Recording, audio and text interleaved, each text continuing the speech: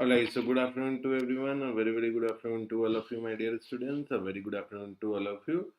So, guys, in this session, what we are going to do, what we got to do. So, basically, in the last session, guys, we have done the strain energy. In the last session, guys, we have spoken about the strain energy. We have seen the strain energy to some extent. We have seen the calculation of strain energy to some extent, and in this session guys, we are going to deal further with the strain energy, and we are going to see the stress versus strain curve. So guys, what was the strain energy? So if our body is loaded like this, okay, if our body is somewhat loaded like this, so if it is a body and it is subjected to an axial load like this one, okay, so definitely it will undergo some sort of elongation. Okay, now when it is going to have some elongation, it will be going to be like this, right?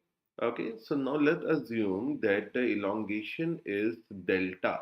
So the strain energy, what we have seen is half P into delta.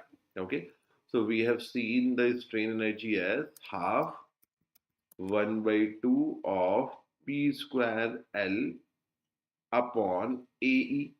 Okay, okay, so from here we can write half P into delta, half P into delta. So this is the expression that we have seen in the last session. We also have made several calculations that if we want to find the strain energy in the case of, self weight of a prismatic bar, if we want to go with the or do with the strain energy of a conical bar, all this thing we have seen in the last session, right? So the live students, welcome to the session. I hope you can see me and hear me properly, right? And in today's session we are going to continue from this point onward. Okay, from this point onwards. So guys, in this session we intend to talk about a very important curve, that is the stress versus strain curve. Okay. Okay. So first of all, that what is the use of stress versus strain curve, right? And from this stress versus strain curve, what information we can extract? Okay. So basically, this stress strain curve gives you a lot of information about the property of a particular solid. All right. It gives us a lot of information about the properties of a what? Properties of a solid. From the stress strain curve, we get the Young's modulus we can calculate. Okay. We can calculate the Young's modulus of a material, which is a very important property which describes the elastic behavior of any particular material, right? Similarly, from here we can calculate the tensile strength of a material. Okay. From the stress strain curve, we can also judge that whether the material is ductile material or whether the material is a brittle material, right? Okay.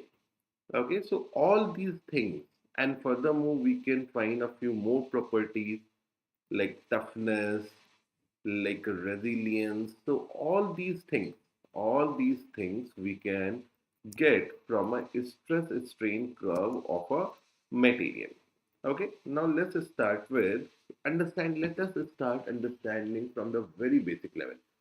Right, because see, nowadays they can ask you anything about any physical concept or any concept of the physics. So we better be prepared for any such thing. Okay.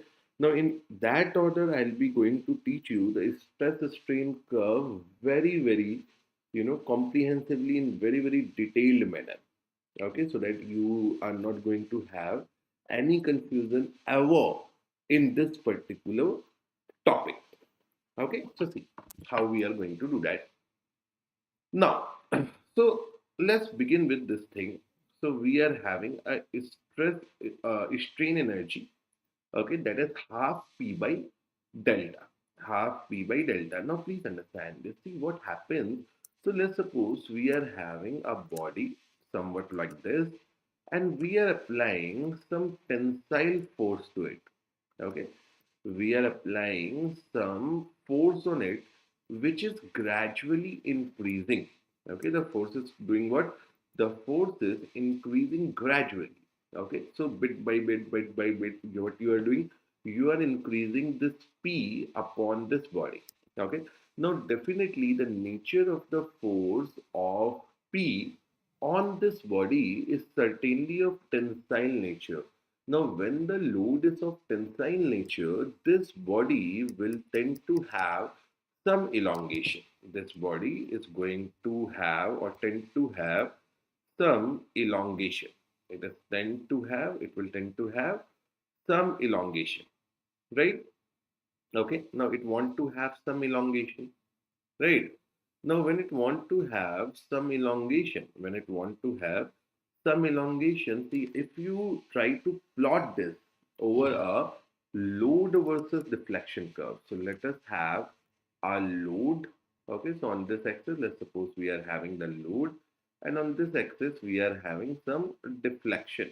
We are having some deflection. So I'll be making here the load versus deflection curve. It is not a stress strain curve. Let's try to realize a few points from this particular formula that we have seen, or particular expression that we have seen previously. Now you think and tell me what will happen when the load is applied on this body. So with the increase of the load, this deflection would also increase. Okay, so see what is happening. You are applying the load, and when the load is applied on this body, the load is increasing. Okay, initially it was 0, now it is increasing. Now with the increase of the load, what is happening with the increase of the load, this delta is also increasing like this. See, let's suppose initially the load was 0. Now we have increased the load. We are increasing the load from the 0. So what will happen? Any body will show some elongation when the load is applied. And this load, with the increase of the load, this deflection will also gradually increase. What will happen? This deflection will also gradually tends to increase, right? Tends to increase. Now let's suppose at some given point, at some given situation, the load is P and the elongation. So we have seen from the Hooke's law that we can calculate the elongation, right? Now, at some point, okay, let's suppose the load is P and the deformation or the deflection is delta. Now, from this formula, do you realize that this half P into delta is the area under this curve, isn't it? What do you say? So this is your strain energy, half P into delta. So see, we know half P into delta is the area of the triangle, right? So what is this P, sir? This is your P. This is the P we have, and this is the delta we have. So we'll be having this area. This area will be called up as the strain energy. Okay. Now, what is the information we can have from here? So, can we say that the strain energy is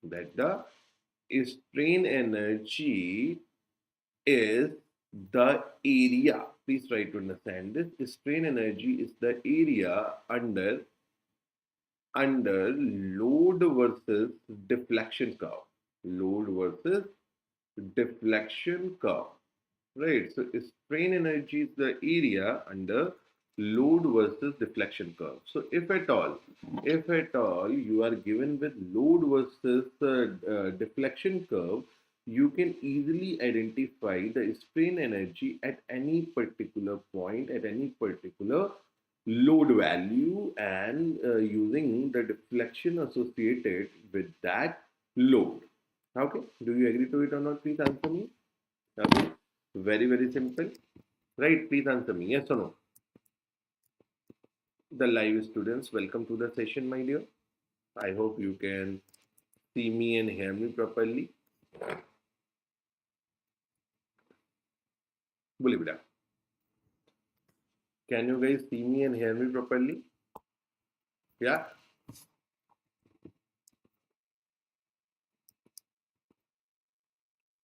Okay, so now what is going to happen?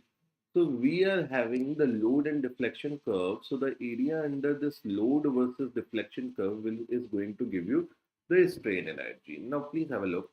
So now we can write a strain energy has half P into delta. Half P into delta. Now if I divide this force with area and if I divide this delta with L, so what is this area into length? So, sir, area into length is obviously the volume. Area into length is what, sir? It is obviously the volume. So, if I divide the volume on the left hand side also, can I write the very expression like this? Okay. Now, from here, can we write that strain energy per unit volume, U upon V, is going to become half P by A. So P by A is sigma and delta by L is a strain. So from here, can we write that strain energy per unit volume, strain energy per unit volume is given by half stress into strain. Okay, half stress into strain. Right. Okay. Half stress into strain. So remember, guys, now from here, let's try to understand this. So now we know what is the stress, we know what is the strain. So now if I start plotting, so this is what we call as the mechanical testing or tensile testing. So there are machines that do this tensile testing on the industrial or research scale. Okay. As I told you, I am an engineer. So basically, I have done PhD on steel material.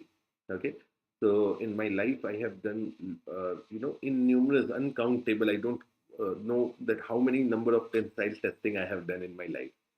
Right. So basically, when you do tensile testing, there is a machine that is known as the universal testing machine. Okay. The universal testing machine. Right. I'll just show you everything now. Don't worry. I'll give you the complete feeling of this particular topic.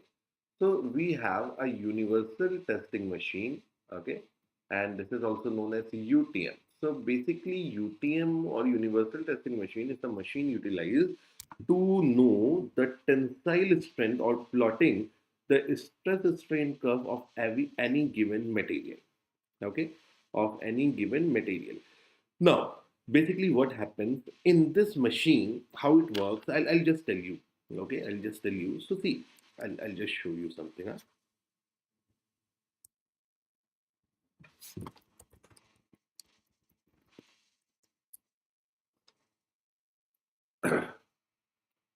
So, at our IIT Roorkee, there are a lot of universal testing machines.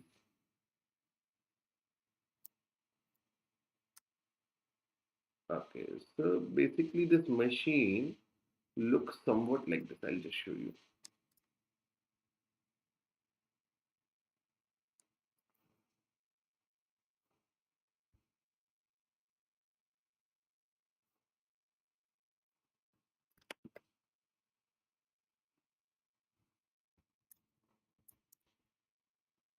Yeah, right. So basically, this machine is somewhat look like this. Okay, it somewhat look like this. Okay, so if you see practically, there will be a computer attached with this machine.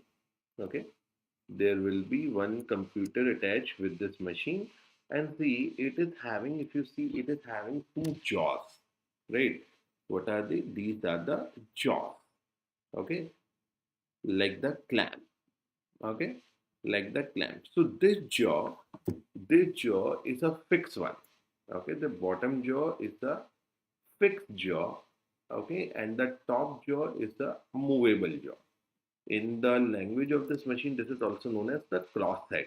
What it is called as? It is also called as the crosshead. So now this is a material testing. So actually what happens, so like there are some standards to follow whenever you do some sort of a testing. So there is one American society which gives recommendation of the material testing. So there is ASTM E8. Although this information is not that relevant, but to have the feel that, see, in physics, the feeling is very important. So when you are learning something, basically, if you understand the phenomena behind any of the physical thing that is happening in this physical world, you will be able to relate it more, and you will be able to remember it, okay, for a longer duration. That is why basically we try explaining all these things to you.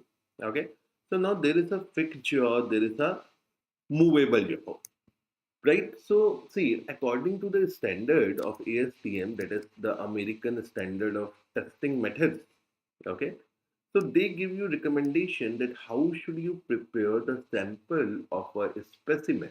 Okay, so normally the sample somewhat look like this. Like if you ever go to a gym, you'll see the dumbbell. Okay, you would see the dumbbell, right? So a tensile specimen is somewhat like this, right? Just like a shape of a dumbbell.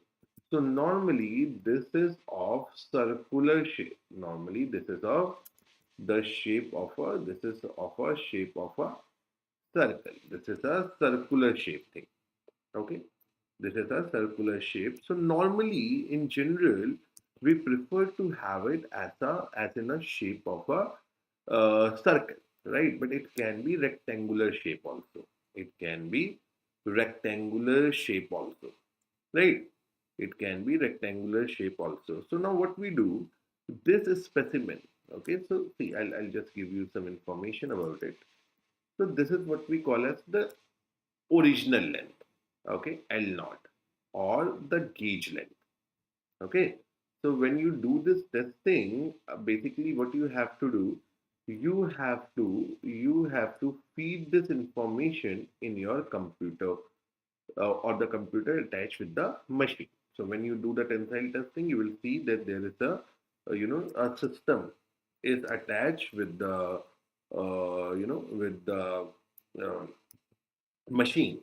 Okay, okay, there is a system attached in the machine. So before you proceed with the testing, you'll have to fill all this information, that what is the gauge length, what is the gauge diameter. So gauge length or gauge diameter is also the original length and original diameter. This is what we call as the gauge dia. This is what we call as the gauge diameter.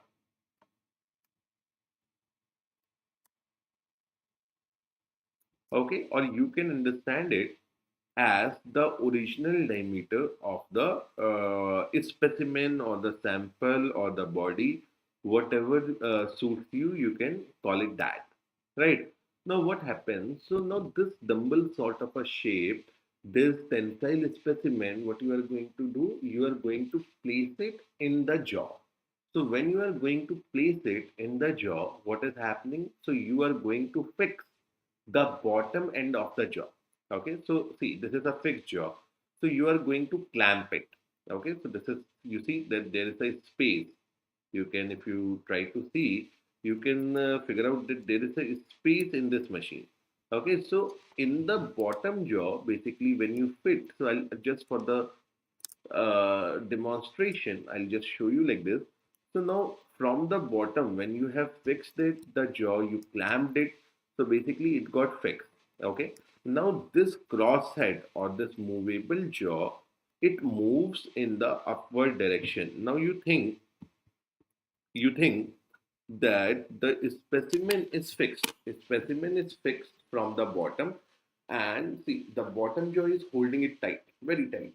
Okay, and the jaw, the upper jaw, the crosshead is now moving in the upward direction. Okay, so this jaw fixed from the bottom, and this upper jaw is moving in the upward direction. So when it moves in the upward direction, basically it is sort of pulling this particular specimen, isn't it? Do you feel so? Yes, sir. Yes or no? It is pulling, it is somewhat pulling the specimen. Now, when it is pulling the specimen, so I hope you realize that on this body now force of somewhat of this kind is acting in the upward direction, and due to this the reaction is also there. So some sort of a tensile load is coming into the body. So basically this machine happens to create the tensile stress, okay, on the body, or the tensile loading on the body. Okay, so now as this movement of the crosshead increases, as the movement of this crosshead increases, okay, as the movement of this crosshead increases, the force on this body particularly will be increasing. The force on this body will also be doing what? Will also be increasing. Now, when the force on the body, when the force on this body, when the force on this body is going to get increased, what is going to happen? The machine, and all this information you have added in the machine system, that is what is the original diameter or the gauge diameter, and what is the original length or the gauge length. So when you are pulling it, when you are applying the load on it, basically it is going to show some deformation. And lastly, we have seen that with the longitudinal strain there is some lateral strain also. So with time, what is going to happen? The diameter is going to get changed. Okay, so see what happens now. If I try to plot or try to see the stress strain curve, now remember one thing. See what happens. So the body or the specimen is fixed from the bottom, and the upper jaw or the crosshead is pulling it upwards. So when it is pulling it upwards, it is going to show some elongation, some deformation, and definitely that elongation or deformation is going to get increased with the increase of the load. So now we understand what is sigma. We understand what is sigma. So we understand that the stress is force upon area, because this is obviously the normal stress. Okay. And what is the strain? Strain is change in length upon original length. The strain is change in length upon original length. So see what is going to happen. So when the load is increasing, when the crosshead is pulling this body or the specimen upward, the force is increasing. Okay.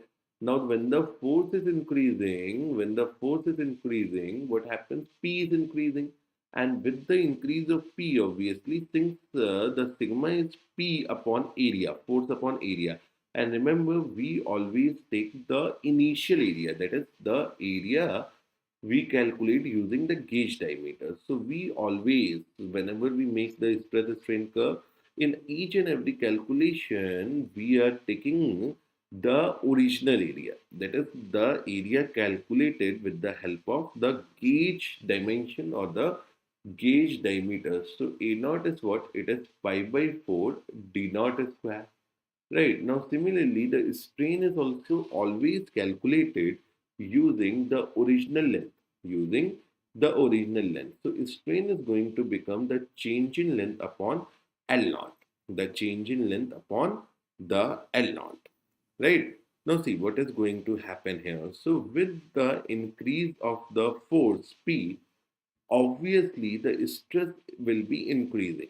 Okay, obviously what will happen? The stress will be increasing, right?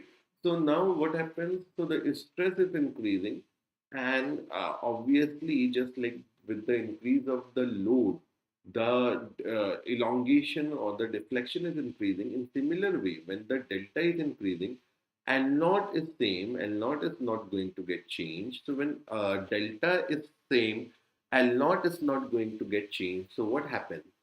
So what happens? What happens? So we are going to see that there is an increase. There is an increase of the strain. There is an increase of the strain also with the increase of the sigma. So basically, this curves go like this. This curve somewhat is going like this. Okay. And now, please understand one thing. So, as we said, that strain energy per unit volume is half stress into strain. So, if I see up to some point, up to a, you know, when the P is not very large. So up to some point, if I see, so if I say P is here, sorry, stress at some particular stress value, we are having a particular strain. So now the strain energy per unit volume is going to be, see, strain energy per unit volume is going to be half stress into strain. So don't you feel that we are talking about this area? Right. So remember the area under. So what we have understood, the strain energy is the area under load versus deflection curve. So see, remember many students confuse in it. Okay, because see, normally stress strain curves is finding more of its use. Okay, so basically it is not like that. So stress strain curve is of more use. You normally see the stress strain curve generally. So stress strain curve, although it is more used, but stress strain curve gives you the strain energy per unit volume. So what is the takeaway point? Remember, area under, see, very important information. Area under the stress strain curve, area under the stress strain curve gives the strain energy, gives the strain energy per unit volume. Strain energy per unit volume. So if you are finding the area of a stress strain curve up to some point, when you are finding the area of a stress strain curve up to some point, what is going to happen? What is going to happen? You can find out the strain energy stored in the body up to that point. So remember, strain energy is the area under the stress strain curve. Okay, now I'll be explaining you the stress strain curve, but before that, let us take care of the strain energy thing. Okay, now see what happens. What happens? So for a general material, okay, and mostly for the steel and the alloys of steel or metals, what happens? So when the crosshead is moving upwards, it is basically applying some force on the body due to which some stress is coming. And since the force is increasing, the stress is also increasing. Now, since the force is increasing, the stress is also increasing. So initially we see that stress strain curve follow a linear relationship. Okay, what do we mean by this linear relationship? So it means that the stress strain curve follows a linear proportion. Okay, they vary proportionally. Okay, they vary proportionally up to some point. Okay, and that normally we call as the proportionality limit. Okay, proportionality limit. Okay, so basically I'll be describing you all these points, but like in this discussion, that is not my agenda right now. So this is what proportionality limit. I'll tell you where is the proportionality limit, where is the elastic limit, where is the yield point, where is the you know ultimate point, where is the fracture point. I'll tell you everything. I'll tell you everything. Okay, but before that, let us take care of this strain energy thing. Okay, so see what happened. Now, till proportionality limit, the stress and strain follows a linear relationship. Okay, they are directly proportional to each other. Now, after the proportionality limit, what happens that the slope of this curve is somewhat changed. Okay, the slope of this curve is somewhat changed and it goes somewhat like this. It goes somewhat like this. I'll be explaining you this, and at some point it is going to get break. At some point it is going to get break. Now we understand that the stress strain curve gives us the strain energy per unit volume. Now strain energy do have some forms. Okay, so what is those forms? So one is resilience, one is toughness. Now, what do we mean by this resilience and what do we mean by this toughness? So, see, resilience means it is the ability, how we can understand the resilience. So, it is the ability of a body or of a material. See, every material shows different strain energy storing capacity up to a certain point. Okay, so resilience, toughness, these are the again very important properties of the solid, which describes a lot of information, which gives a lot of information about the tendency of a solid to behave under a particular type of load. So resilience is what? It is basically the ability of a material to store strain energy up to elastic region, and this elastic region is nothing but the proportionality limit. It's nothing but the proportionality limit. So basically, if you are able to somewhat find, if you can find the area under this curve up to this point, up to the proportionality limit, basically this is what we call as the resilience. But remember, from this, we'll be getting the resilience per unit volume. What we are going to get? We are going to get the resilience per unit volume. Okay, I hope it is fine to everyone. Right. So the proportionality, up to the proportionality limit, this is what we call as the resilience. Okay. Okay. But since it is a stress strain curve, basically it must be divided by the volume. Okay. Because stress strain curve gives you the strain energy per unit volume. Very important point. So this is what we call as the resilience. Now, what is the toughness? Okay. What is the toughness? Okay. What is the toughness?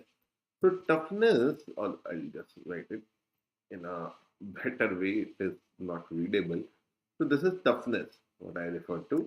So toughness is basically the strain energy stored. The strain energy is stored till fracture. Okay, so it is what? It is the strain energy stored till fracture. So basically, your body is going to suffer the fracture somewhere here. So when it is fractured, now before fracture or till fracture, it must have stored some energy. Now, what is that energy stored? So we can find it by finding the area under the stress strain curve. So up to the point of fracture, see, up to the point of fracture, whatever strain energy is stored, that is what we call as the toughness. And since we are dealing with the stress strain curve, it is basically toughness per unit volume. It is basically toughness per unit volume, right?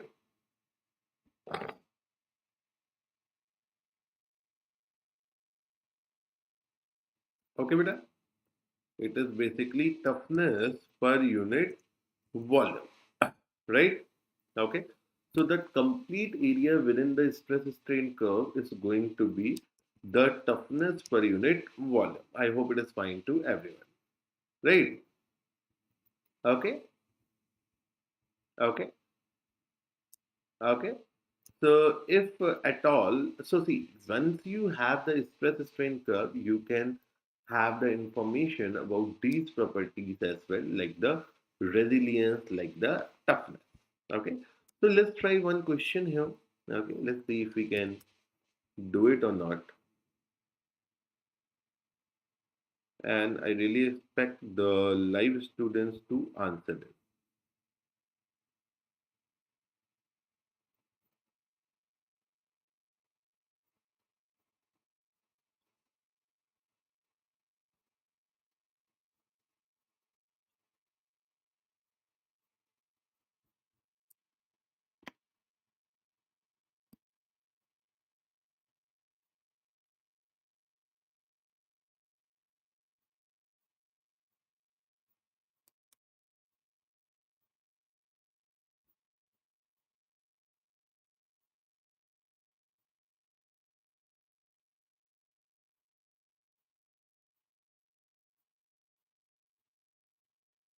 Just a moment. Yeah. So let's try one question here.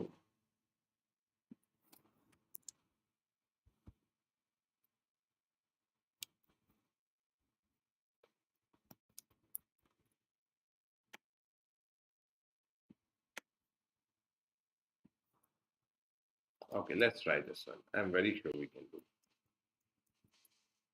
Please go ahead and try solving it. I'll be waiting for some live students to answer the question. Okay. Now, one information I like to share with you. So, see what happens. So how you will understand that there is a proportionality limit or there is the elastic region. So see, in a curve, wherever you see a sudden change in the slope of the curve, that is the indication that your elastic region is finished. Like here in the peak, and like here, if you observe this point, what is happening? If you observe this point, what happens that the slope of this curve is changed. So basically, this indicates the elastic limit. Now I'll be waiting for some students to answer. The students who are watching the recorded session may forward. Okay, you may forward the video till I start solving it, right?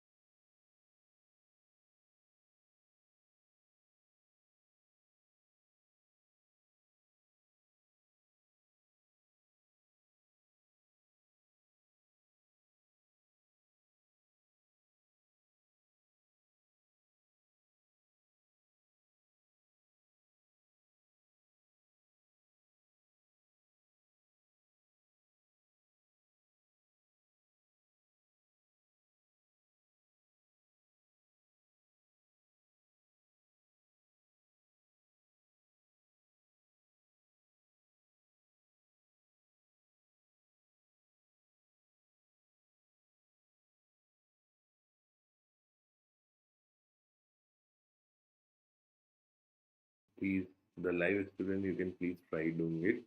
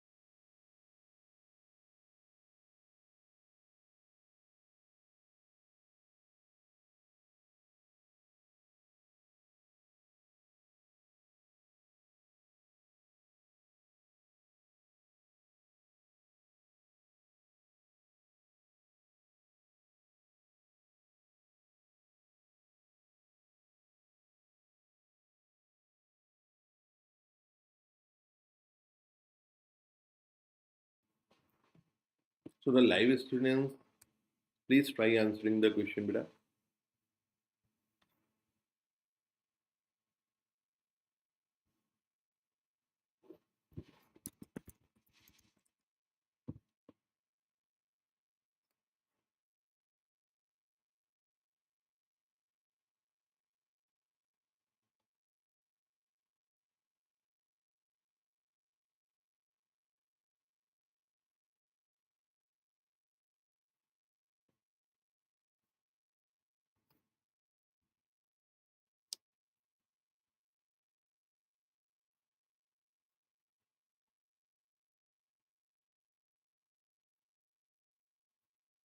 Please try answering.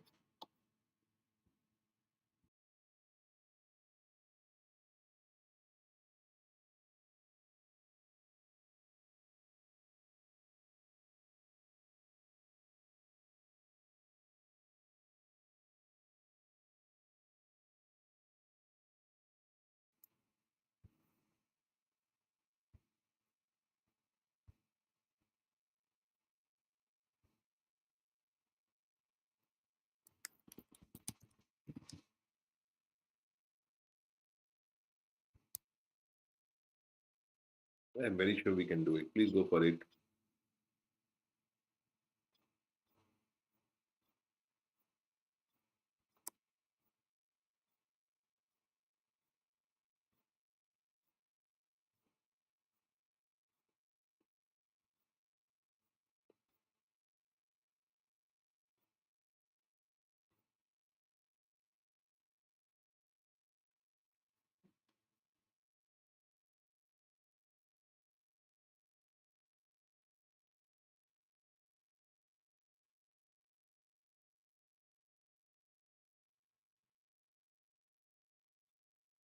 Any answers?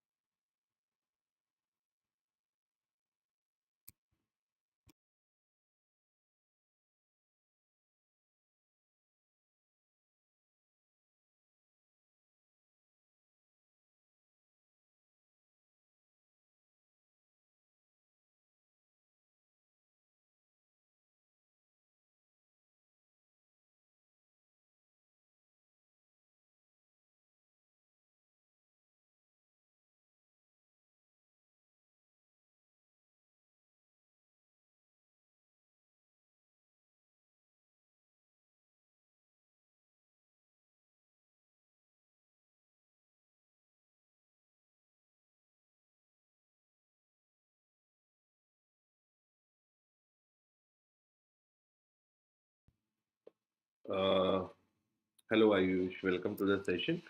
So, Ayush, my name is Dr. Uma Shankar Tripathi, and see, देखो मैं क्या explain कर रहा हूँ, थोड़ा समझाता हूँ आपको.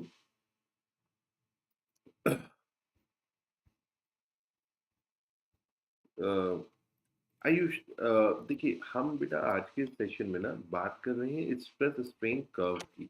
तो देखिए क्या होता है स्ट्रेस स्ट्रेन कर्व. देखिए मैं बताना क्या चाह रहा हूँ. स्ट्रेस स्ट्रेन कर्व ना आपको बहुत सारा इंफॉर्मेशन देता है किसी सॉलिड के बारे में. ठीक है. It gives you a number of information about the solid. Okay. Now what are these information. क्या इंफॉर्मेशन मिलती है. What are the information that are stress strain curve gives us about some solid. Okay.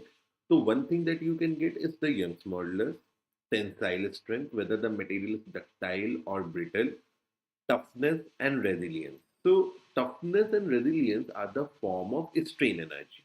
ठीक है. ये क्या होती है. Strain energy की फॉर्म होती है. तो बेटा लास्ट सेशन अगर आपने मेरा देखा हो तो उसमें मैंने स्ट्रेन एनर्जी का ये फॉर्मूला आपको डिराइव करके बताया था. Have you seen that session. If you haven't seen that session that is okay. Okay, but do you know that the strain energy is having this formula?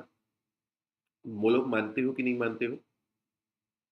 Ayush, strain energy का ये formula होता है half load into delta. बताइए.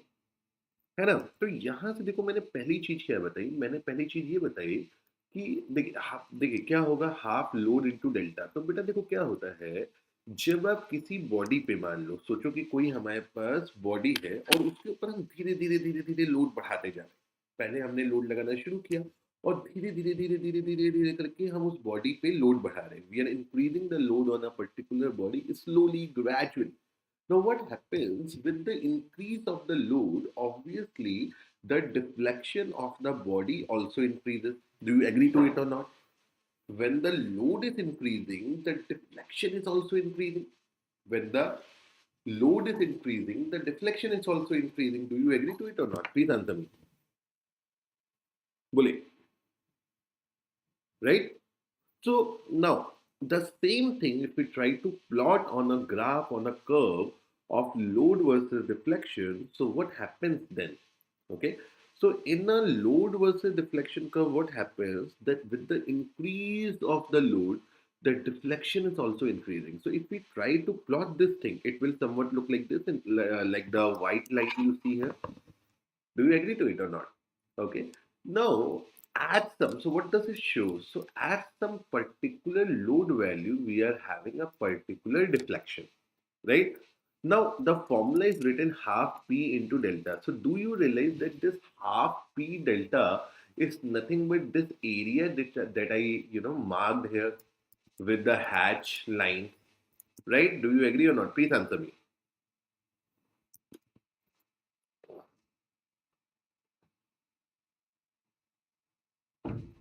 बोलिए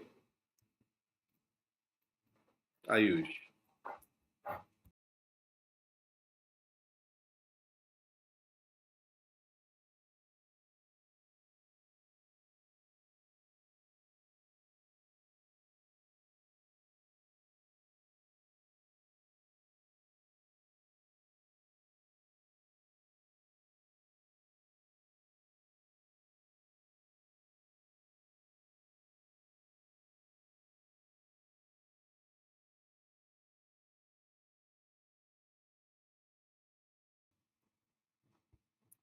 Yeah, Ayush, do you agree to it or not, beta? Please tell me once. So, Ayush, what happens if you see the area, if from this formula, this is quite clear that this signifies this area. So, what we can say? We can say that strain energy is the area under load versus deflection curve. Okay? Strain energy is the area under load versus deflection curve. So what we got? We got the strain energy. And see, if you do something with this formula, if I divide this P with the A and delta with the L, what happens? It will become, so P by A becomes the stress and delta by L becomes the strain. So now we can write strain energy per unit volume, because see, I have divided A into L here. So on left hand side, A into L is what? It is basically the volume. So if I divide the same thing in the left hand side, I can call it strain energy per unit volume. So strain energy per unit volume is given by half stress into strain. Okay. Now I was explaining that there is one machine that is what we call as the universal testing machine, and with the help of universal testing machine, basically what we do, with the help of universal testing machine, basically what we do the tensile testing. And see, this is somewhat a universal testing machine. So you can see that there are two jaws in it. So we basically prepare a test specimen, a sample, somewhat like this in a shape of a dumbbell, and we place it between, we clamp it with the jaws. Now the bottom jaw is fixed one and the top jaw is the movable one, and in the language of the machine we call it cross-head. So basically this particular thing is like this, it is fixed in the bottom and it is basically cross-head is moving upwards. So basically what happens that it is pulling it. Okay, it is fixed at the bottom end and at the top end. Since it is clamped and it is moving upwards, so a force is applied on it. Okay, and this force is gradually increased by the machine. This is an automatic machine these days. Okay, when I did diploma in engineering back in 2005, it used to be manual, right? You won't believe that we used to do it experimentally. We had some weights, the weights that normally, street vendors have for, measuring the vegetables or something like that. Okay. Okay. But now these days it is, computerized. So you just have to hit one button and it will start working. Okay. So now what happens when the crosshead is moving in the upward direction, this P is increasing gradually. So when the P is increasing, the stress which is given by force upon the original area, that is P upon A naught, also increases. And with the stress, since the elongation, the deflection is increasing, the delta is increasing, your strain is also increasing. Now, if we try and plot this very thing in the stress versus strain curve, we'll got something like this. And from the formula, we can say that this is given by this area, half P into delta, half sigma into strain. Okay, so at particular value of stress, if I am having a particular value of strain, this half sigma into strain is basically this area. So what is the conclusion? So the conclusion is that the area under the stress strain curve gives us the strain energy per unit volume. It gives us what, beta? it gives us the strain energy per unit volume to us, right? Is it fine to you, my dear? Please answer me. बोलिए.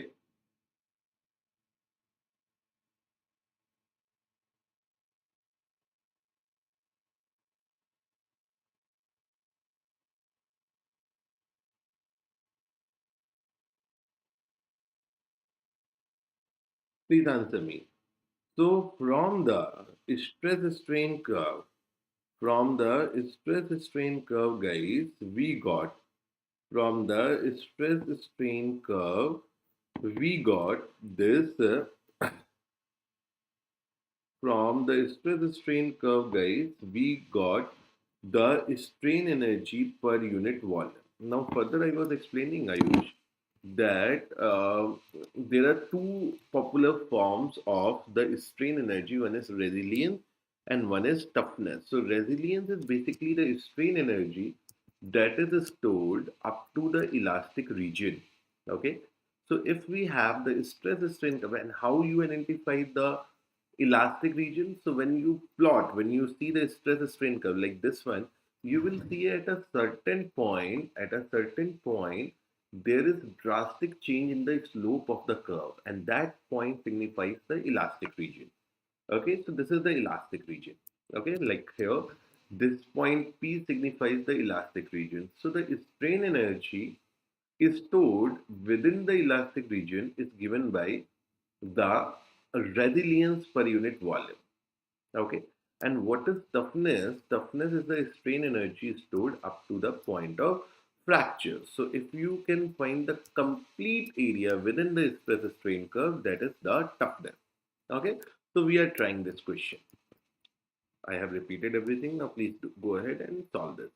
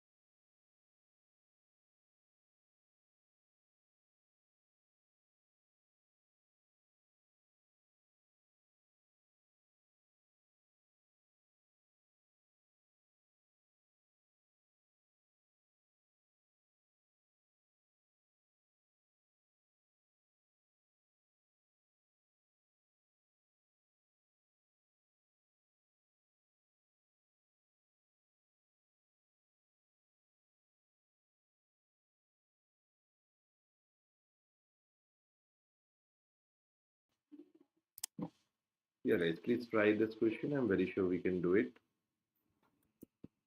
All the live students, I expect you to answer this.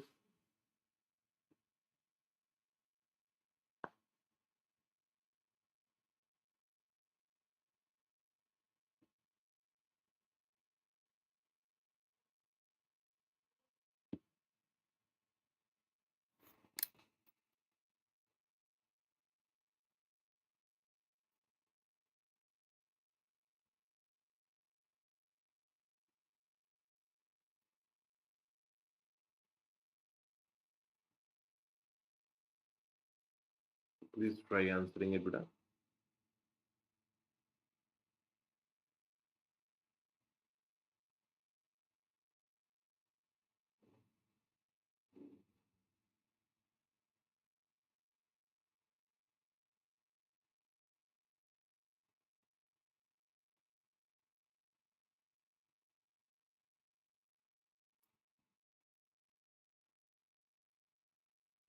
I'm waiting for the live students to respond on this.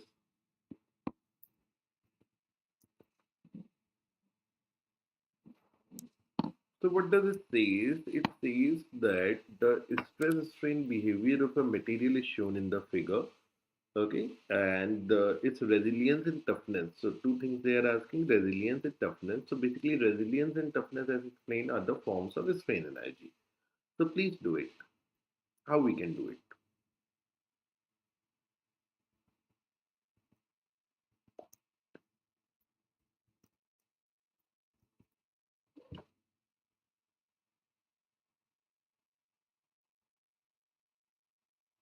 How we can do it?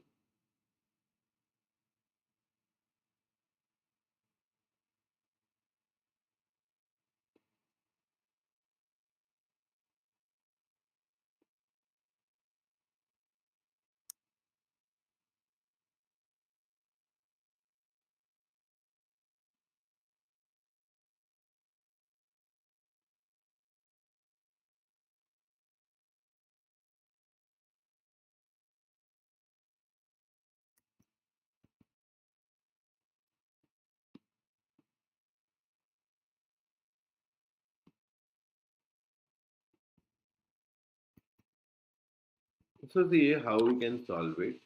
So it says the stress strain behavior of a material is shown in the figure. Its resilience and toughness in. So what is the resilience? So basically resilience is the area under the stress strain curve when you were seeing up to the elastic region. So basically this is going to be this area, isn't it? This is going to be this area.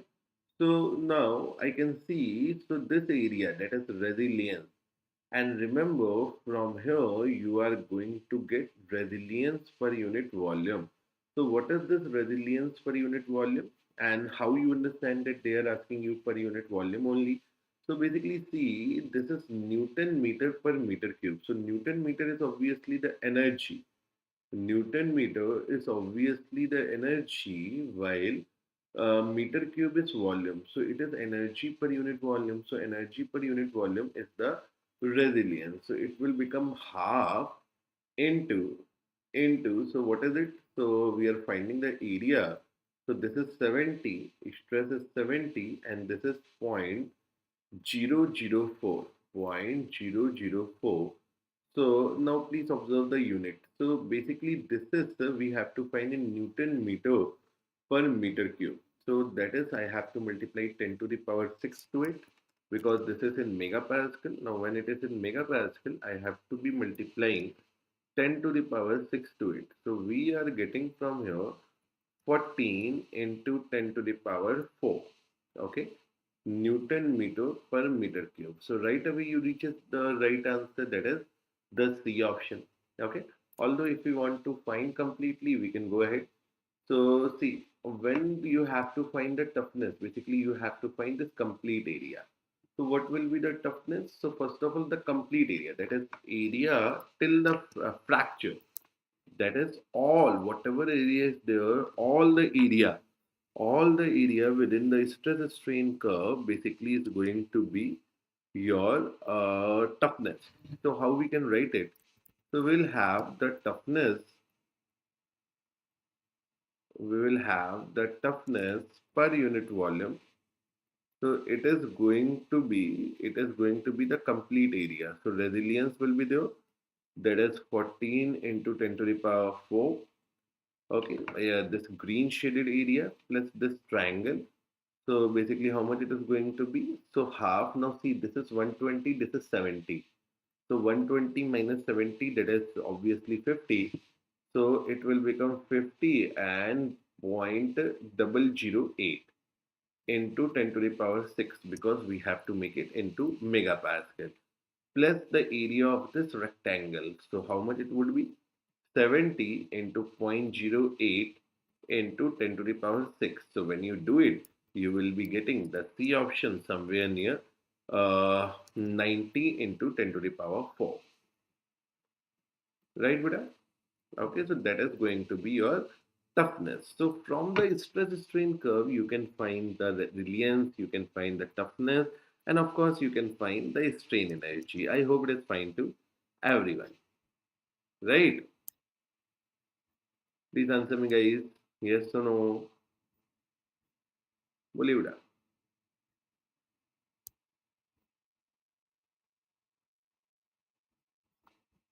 Right? Wonderful. Now let's try one more question.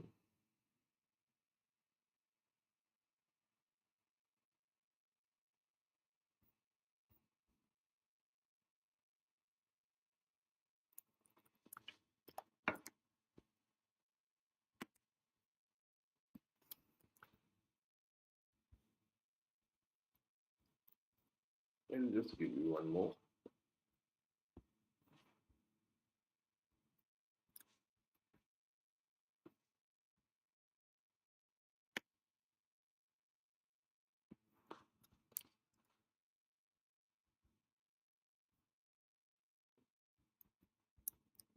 Okay, so I want all of you to answer this question.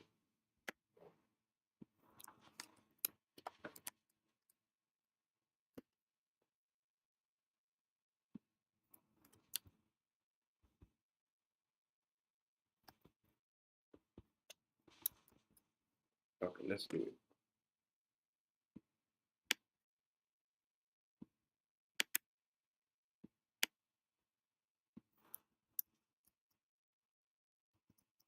Yeah, please try to solve it. I'm very sure we can do. And all the new students, I request you to please subscribe the channel if you haven't yet.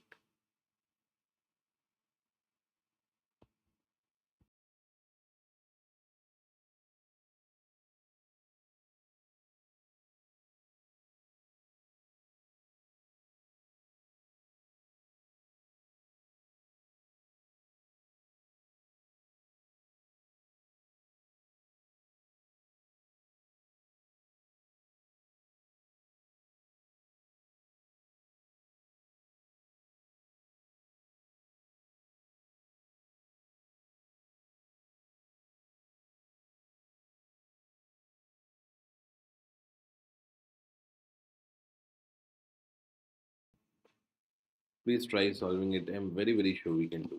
Please go ahead.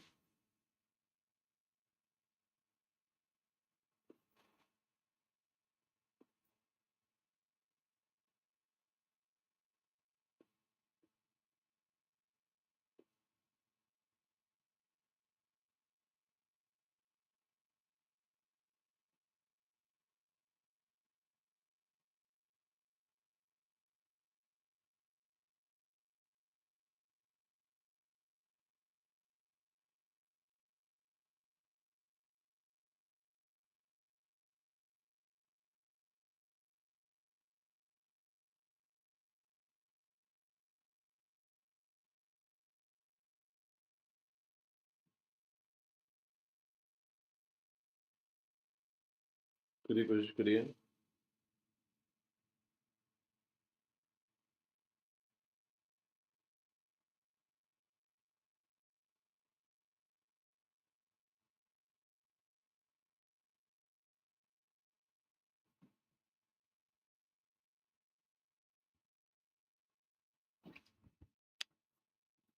करिए बेटा.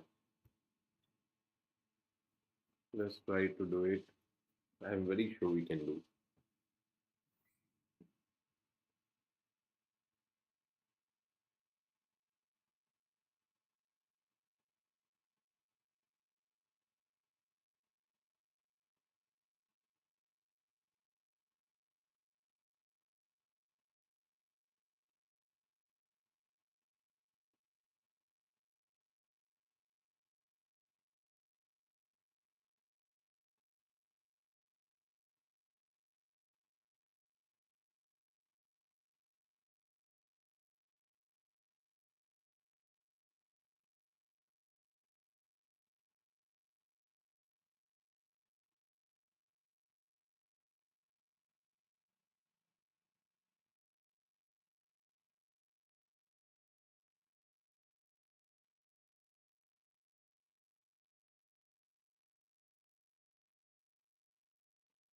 Any answers? Please try doing it.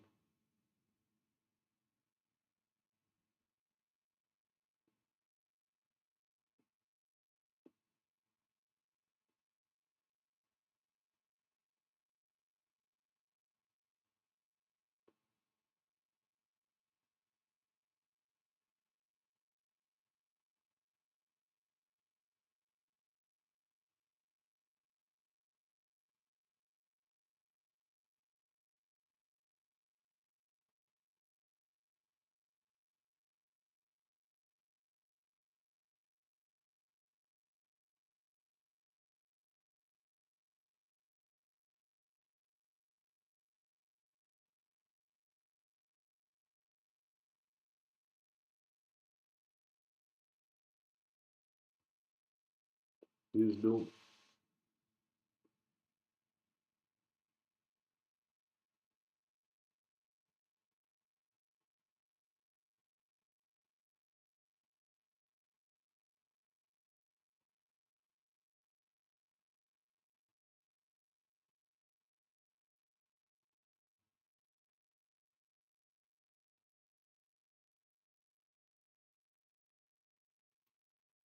So you need to answer me. I'm very sure the live students can answer it.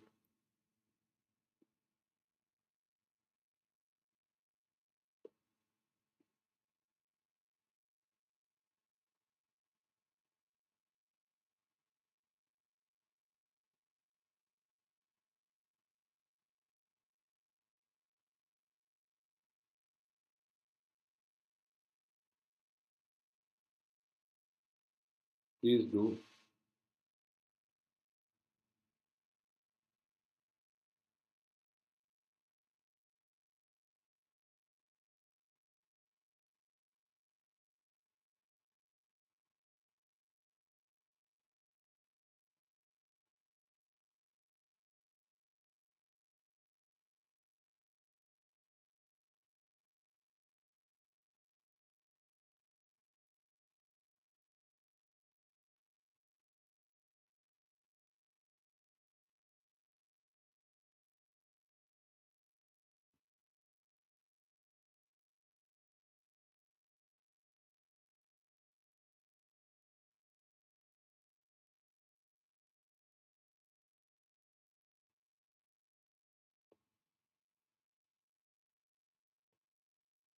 Any answers? Very, very simple question, guys.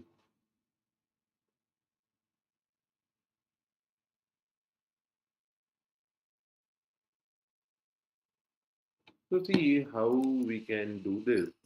So see, how can we be doing it? So it says a mild steel specimen is under uniaxial. Mild steel specimen is under uniaxial tensile stress. Young's modulus and yield stress for mild steel are 2 into 10 to the power 5 megapascal and 250 megapascal respectively. The maximum amount of strain energy per unit volume that can be stored in this without permanent set. That means we need to find, in this question, we need to find the strain energy per unit volume till the proportionality limit. So how we are going to do it? So see, so what is the formula for the strain energy per unit volume? So this is the half stress into strain. So this will become half. What is the stress? The stress is 250 megapascal, and the strain we don't know. It is also, we understand that within the proportionality limit we can apply the Hooke's law, and strain becomes sigma upon E. So can we write 250 upon E, that is 2 into 10 to the power 5, that is 2 into 10 to the power 5. So from here, when you solve it out, you are going to get your answer. I hope it is fine to everyone. Right. So guys, these are few questions that one can ask you in this particular, strain energy or the toughness thing. Right? Like somewhat sometimes they give you like this also. I'll just show you.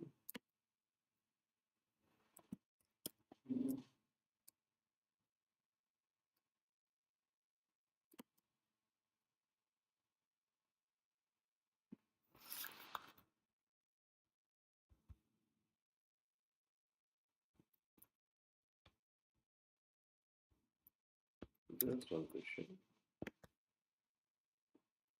Okay. The live students, please respond to me. And the students who are watching recording, you may forward where I wait for students to see and answer the question. Now, in this, which of the option gives you the toughness? Which of the option is giving you the toughness? Can you tell me that?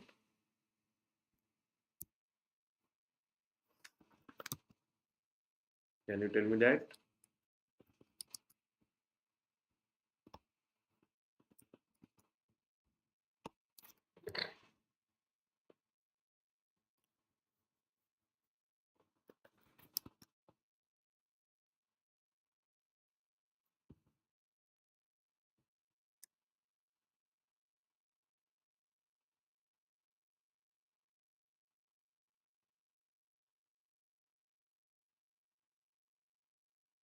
Please try to do it.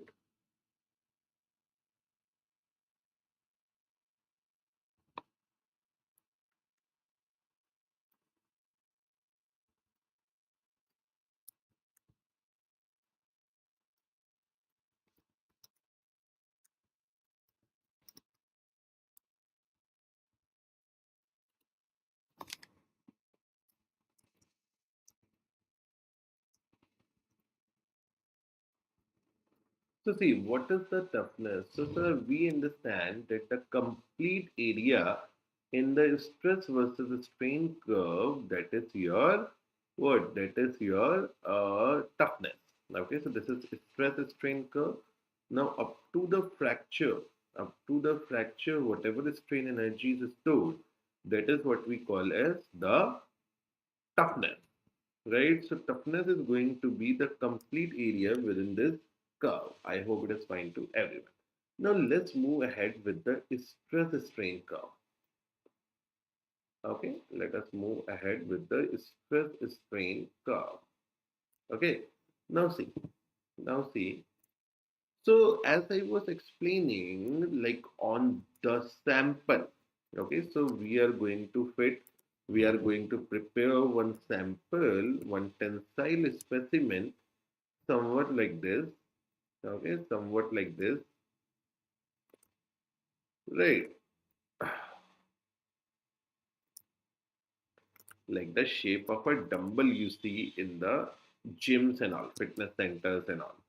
Right. So in such a shape, it is normally circular in fraction, but it could be a square or rectangle also.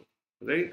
Now, you must do testing to make the stress strain curve. You must do testing of this thing. So basically, this is L naught. This is something you have to initially. This information is initially to be fed in the computer or the system of the machine, right? That is L naught and that is D naught. This L naught and D naught is basically L naught and D naught basically are the gauge length and gauge diameter of a particular specimen, gauge length or gauge diameter of a particular specimen, right? Okay, and you feed this information to your universal testing machine. Now when you place this specimen in your machine, what is going to happen? In the bottom, it is going to be fixed. From the bottom it is fixed, right? So this is, let's suppose, your specimen. In the bottom it is being fixed, and in the top you are pulling it, you are pulling it. So from the top, when you are pulling it, from the top, guys, when you are pulling it, basically it will have some elongation. It is going to have some elongation. And now see how it is going to behave. So I'll be making the curve, right? Stress versus strain curve. So I am making right now for mild steel, right? It is a very commonly used engineering material. Okay, so I'll be making it for mild steel, and see, you can do for any particular material. This is a testing. This is one standard. So see, it is basically used because see, in this physical world, in the first few sessions, I told you that as a researcher, as a scientist, as a physicist, what is the role of these people? Okay, so they basically try to understand some physical phenomena so that they can further manipulate it, right? Similarly, so what is, like, some people ask me, so what is the relevance of this particular topic? What is the relevance of this particular topic in the NEET examination? Why it is uh, being there in the NEET examination? How we have to use it? This is something very closely related with the field of engineering. Now, please understand this, guys. So, this is like we are living in such a age that every day some new technology is coming, right? In the medical field, the properties of the solid are widely used. Okay, like for example, in the dental implant, previously it used to be not very great, but if you right now see or these days see a dentist, you will see that they are now using titanium as a material. Okay, why they are using titanium as a implant, dental implant? Okay, because titanium have such a property which is very near to the that of the natural teeth we have given by the god. Okay, so basically when we understand the properties of the solid, we can make it, or we can do some use of it for humans. Okay, as a human, what humans do generally.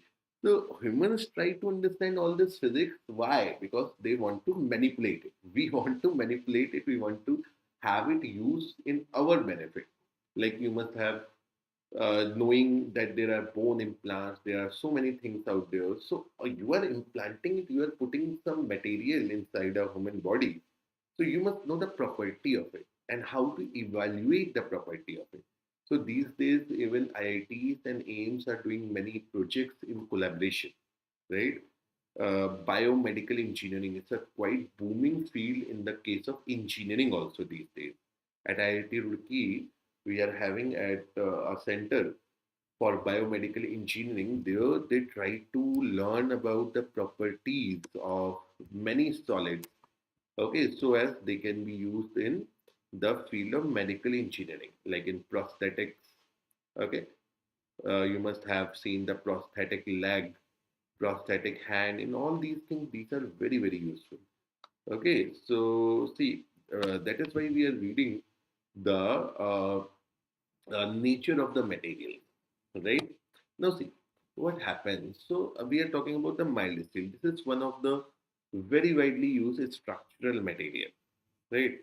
If you go around and see around you, you will see a lot of steel work is happening. So, we can't see inside the walls you are having, there is steel. If you see the big buildings, there will be, steel inside it, right? For at your roof, there is steel kind of, a cage of steel is there, and there inside the steel cage there is concrete, right? So basically, it is used for reinforcing. When you are building a home, also you are building a structure, also bridge or something. Steel is so lot of use, right? In automobile, in like many engineering application, as well as in some of the medical applications, like the equipment, like so many things are there, right? So mild steel is a very important material. So we are basically trying to understand the stress strain curve of the mild steel. So see how it happens. So now when you start applying the load, when your crosshead starts moving, so you are increasing the load, and always see when you are finding the stress, you are always going to see, or you're going to use the original area. You are always going to use the original area. Are you getting my point? That is P upon A naught. A naught is the area that you calculate from the gauge diameter or initial diameter. Because see, when the load is applied, it is going to have some elongation because the tensile load is being applied. Okay. Now, with the elongation, definitely there will be some change in the diameter due to the Poisson effect. But you are never going to change the diameter at any particular point. You will always take the original diameter in your calculation. So A naught will be pi by 4 d naught square, right? And the strain will be elongation, that is change in length upon original length. So you will always be using the original one, the gauge one. Okay. Now see, with the increase of the load, obviously the stress is increasing, and so as the elongation is increasing, that means the strain is increasing. So now you need to do it. So see, a general material like mild steel shows somewhat like this. Initially, the stress and strain follows a linear relationship. Okay, they follows a linear relationship, that is this. We already have gone through it, no? Hooke's law. Remember, so stress is directly proportional to strain. So now in this region, you will see that the stress and strain curve is going like a straight line, and it is going with a constant slope. It's going with a constant slope. So if you see this testing practically, so as I said, being a researcher, I have done my whole research is on steel. Okay, if you see me, if you see on Google Scholar, you will find my profile. I have three, research paper published in the field of this steel only. So like it's quite close to me. So in my life, I have done a lot of tensile testing, I tell you. Now in this June, what happens? You are sitting and you are seeing the test sample, and you would nearly see that there is actually no change is happening. There is almost negligible change happening. There is almost negligible change happening in the profile of, or you will see that you will, it seems to you nothing happens at all, right? But it is actually not the case. The deformation, the strain happens, but the strains that are happening in this region are very small strains. They are almost very small. Okay, so see, in this region the curve moves like a straight line, and the stress and strain are proportional to each other. The stress and strain are proportional to each other. Okay, and in this zone, so we know stress is proportional to strain. So we know the Hooke's law. So Young's modulus is stress upon the strain, that is the slope of this curve. Okay, so this is your Young's modulus, slope of this curve. Are you getting my point, beta? Stress versus strain. Okay, so you will see, since it is a straight line, the slope of this curve is constant. So what is the information now we have got? So we have got one important information, that the modulus of elasticity, or the Young's modulus of elasticity is the slope of, stress versus strain curve. It is the slope of stress versus strain curve within the limit of proportionality. Within the limit of proportionality. Within the limit of proportionality. Are you getting my point, brother? Are you getting my point? Within the limit of proportionality. So modulus of elasticity is the slope of stress versus strain curve within the limit of proportionality. I hope it is fine to everyone, right? Like this. Okay, like this. So see, the load increases, which increases the stress, and along with the stress, the strain also increases. But this tendency will go up to a certain point. So we are going to call it, let's suppose, A. Okay, this is what we call as your proportionality limit. Okay, so A is what? I'll just write it here. This A point shows the proportionality limit. So what is the proportionality limit? Okay, what is the proportionality limit? Or if I say this point as O, so what is the region OA? So this is what we call as the elastic region. Okay, okay, so, or I can simply write, so in this region OA, the stress, the stress and strain, the stress and strain are directly proportional. They are in linear proportional. They are in linear proportional. They are directly proportional to each other in this zone. So only in this zone, the Hooke's law is valid. Okay. Remember, the Hooke's law is valid. The Hooke's law is valid in this zone only. Otherwise, the Hooke's law is not valid. The Hooke's law is only valid in the region of OA. Okay, okay, because Hooke's law says that the stress is proportional to strain. So stress is proportional to strain. This happens to be only in the region within the proportionality limit. I hope it is fine to everyone. So in the OA region only, the Hooke's law is valid. Okay, okay. Now, if you see the machine, if you see this testing practically till this region, you would see that you are sitting, and it would from your naked eye you would be only be able to see you would only be able to see that there is no change at all. You would be thinking that, oh, there is no change is happening in it. Nothing is happening at all in the material. Nothing is happening at all in the sample. You would feel like that. But this is not true. Okay. The strains are there, but the strains are very small. They are too small to be seen from the naked eye, right? But so, sir, how machine sees it?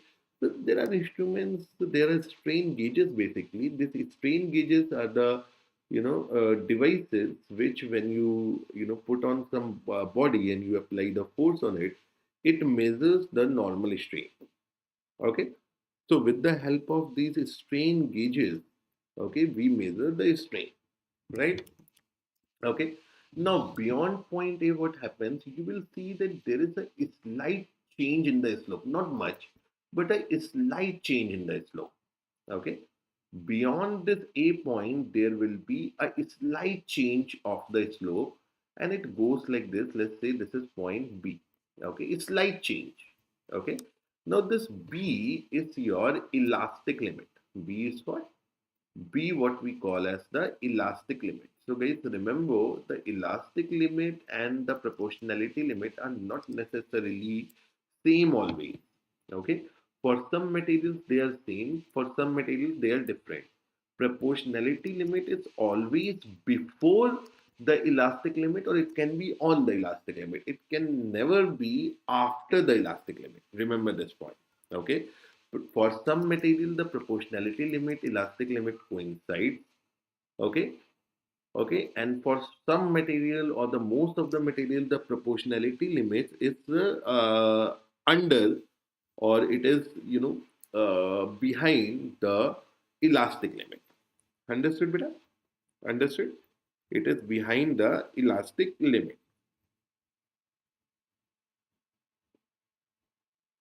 I hope you got this point right. Okay. Okay. Right. Wonderful. Now see what happens. Now see what happens. So this elastic limit. Now how it is different from the proportionality limit. So what does that signify? Now see in the region AB. Please understand this. In the region AB, that is after proportionality limit and to the elastic limit. And practically speaking, this is not very relevant region. Normally in research or something, we ignore this, right? Like in my research, I have ignored this point, right? Okay, because they are nearly practically, very close to each other. So that is why many times in books, it is written that Hooke's law is valid in elastic limit. So they are also ignoring the difference of proportionality and elastic limit. But actually, technically, there is some difference. So now in the region of AB, the stress is not proportional to strain. The stress is not directly proportional to, the stress is not proportional to strain. Are you getting my point? It is not proportional to the strain. Right. Okay, so when it is not proportional to the strain, so that means in AB region, the Hooke's law isn't valid. Hooke's law is valid up to the limit of proportionality, remember. Okay, now what is the relevance of this elastic limit? So up to this elastic limit, that means till OB, from O to B. So now you are pulling it, you are applying the force on this body. Now at till this OB, till this OB region, so if the load is removed, remember, if the load is removed, if the load is removed, so if we remove the load, okay, in this region, if the load is removed, if the load is removed, the body is going to retain, the body is retaining, is going to retain the original shape, is going to retain the original shape. Are you getting my point, beta? It is going to retain the original shape. Okay, so basically what happens, so you must have seen in many materials this happens. So when you are, when you are pulling something and when you release it, when you let go of the force on it, it basically comes into original position. Like the rubber you must have seen this tendency in the rubber. Same happens with the steel. Remember in the previous session, I told you that steel is more elastic than the rubber. Many students think that rubber is more elastic than the steel. Elasticity refers to two things. First of all, the resistance to change its shape, which obviously steel have more, and when you remove the load within the elastic region, its ability to regain its original shape. So steel is more elastic than the than the rubber.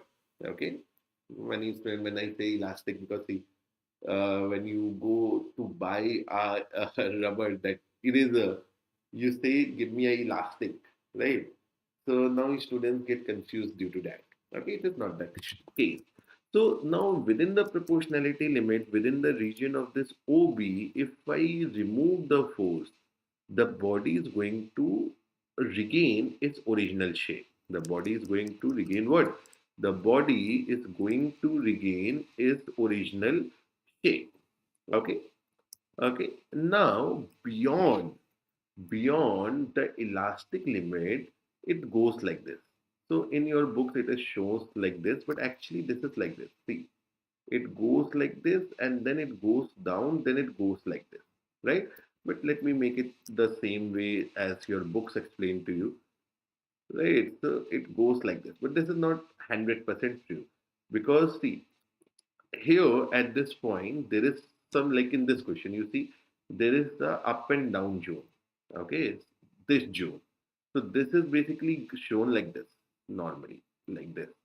Okay, but although this some points are ignored. So now here comes the point C. Okay, now this C refers to your yield point, what we call it as your yield point. Now, what do we mean by this yield point? So, see, remember in practical curve, this proportionality limit, elastic limit, and yield point are very near to each other. Okay, so what happens beyond? So now you reach the elastic limit. Okay, but you haven't removed the force. You are keep applying. You keep increasing the force on this body. Now, then what happens when you keep on increasing the force on the body? Your body has crossed the elastic region.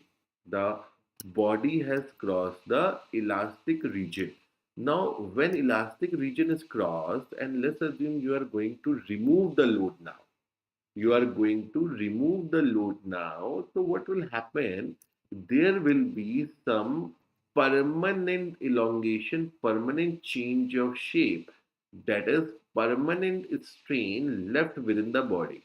So when you remove the force, what is going to happen? What is going to happen when you remove the force? What is going to happen after the removal of the force? After the force being removed, what is going to happen? It is not going to completely recover its original shape. It will now have the permanent deformation. It will now have the permanent strain. Okay, it will left with that changed shape of it, right? Are you getting my point? It will be left with the permanent change of a shape. Understood? Right? I hope it's fine to everyone. Right, guys? Yeah.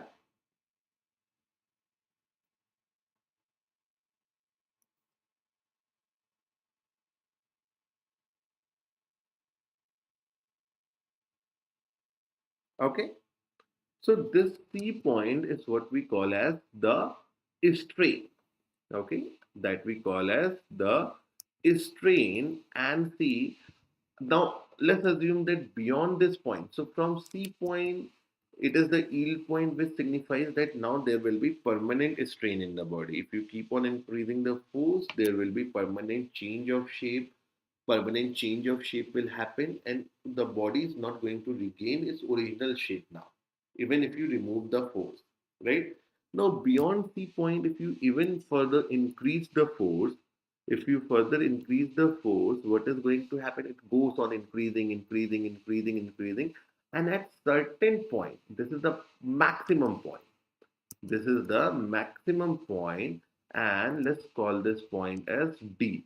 Okay, so this D is refers to as the ultimate strength point. Now, what does that mean? Ultimate is strength point. Now, what does that mean? So, see what happens. So, you might have observed one thing physically also in your life also, that when you are pulling something, when you are pulling something, so from the or at the section at the point where from where it is going to be break, it will first reduce its cross section like anything. Are you getting my point, beta? I'll just show you something.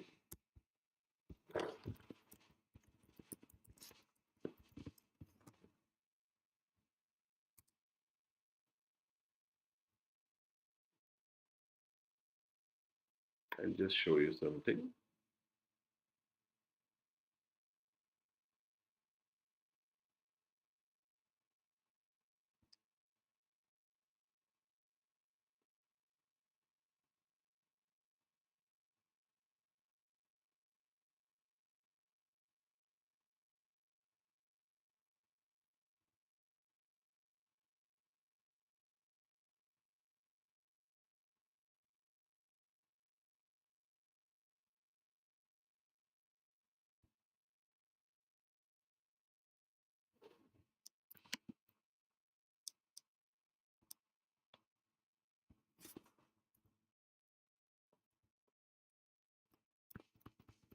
I've written it here. I'll just so these what these here ultimate strength point. It is what? It is your ultimate strength point, right? So see, basically what happens, so I'll just show you one good curve. So it is like this. Now please observe. Okay, please observe. So now please observe. So basically what happens here, now you see that beyond this, so see, this is your yield strength. Okay, so see, like I said, that normally they do not show you the proportional, practically proportionality limit, elastic limit, and yield point are the same only. And as when you do for research or understanding of the material, basically you deal with the yield point only. You are interested in the yield strength. Okay, I'll just explain you what is the yield strength. Now see, now you see that when you reaches this point, I have shown it with the D point. Okay, here it is like this point. So see what happens when you are, so this is the initial shape of this. Now when you are pulling it, so firstly it will, the length will increase. Now what happens at the maximum load? Okay, so you might have observed that whenever something is going to break, whenever something is going to break, the region from it is going to break will form a shape like this. Okay, it will be having a very reduced cross section. It will be having a shape of very reduced cross section. Are you getting my point, beta? Are you getting my point? Right? Okay, and this is what you call as the necking. This is what we call as the necking, guys. Okay, now at the point of necking, what happens at the point of necking, what happens, the cross section is reduced so much, and it is after necking, it is mostly about to break very soon. It has no strength left to retain or resist the force. That is why the force on the machine decreases. See, when you pull something, you try to torn something out, be it a cloth, be it a elastic, you do it with rubber today. Okay, so you're pulling it, do it with the balloon, the elastic, anything. So when you're pulling it, so from the region from where it is going to get broken, you will see that before breaking, its cross section is reduced very little. Okay, very small cross section will become, that is what we know as the neck formation. Right, the neck will form, and after the neck is formed, practically also when you do, now you don't require to, for breaking it further, you don't require to put much force, your force will reduce. Okay, so beyond necking, see what happens, your material do not have any much ability to resist this force. Okay, to resist this force, so that is why the force required further is reduced. Okay, that is why you see that this now this curve is going downward and reaches the point F. Okay, so F is what we know as the fracture point, and very important thing is there that fracture point is basically below the ultimate strength point. Okay, so ultimate strength point corresponds to the ultimate strength point correspond to the point at which the neck is formed. Okay, and at ultimate strength point, the load on the body is maximum. Okay, the load on the body is maximum. So it is the point corresponding to the maximum load. Okay, try to so I'll give you one question also, and in those questions we'll do all the calculation that practically we do from a stress strain curve, right? So basically, this ultimate strength point is the point, relative to the maximum load point, right? Okay, so at D, what is going to happen? At it is a point, corresponding to the formation of neck. And once the neck is formed, the load start decreasing. That is why the curve is going down, because we always use stress is equal to force upon original area, right? Okay. Okay. So OA refers to the region of proportionality limit. AB is the region of OA. OB is the region of elasticity. Now, see, although this B and C point are technically little different, okay, but now the C to D point. See, what do we mean by this C to D or this B to? You see, just try to see in this. Now you see that there is so in this they haven't mentioned it. I'll just tell you something. So now this B to D is also known as the this B to D. So from B to D, it is also known as the plastic region. What do we mean by this plastic region?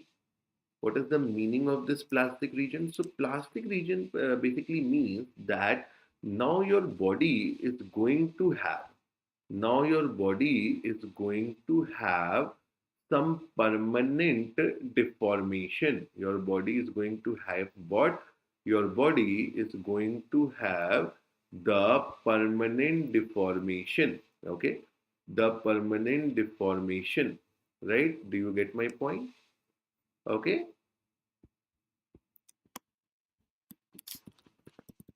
I'll just show something to you.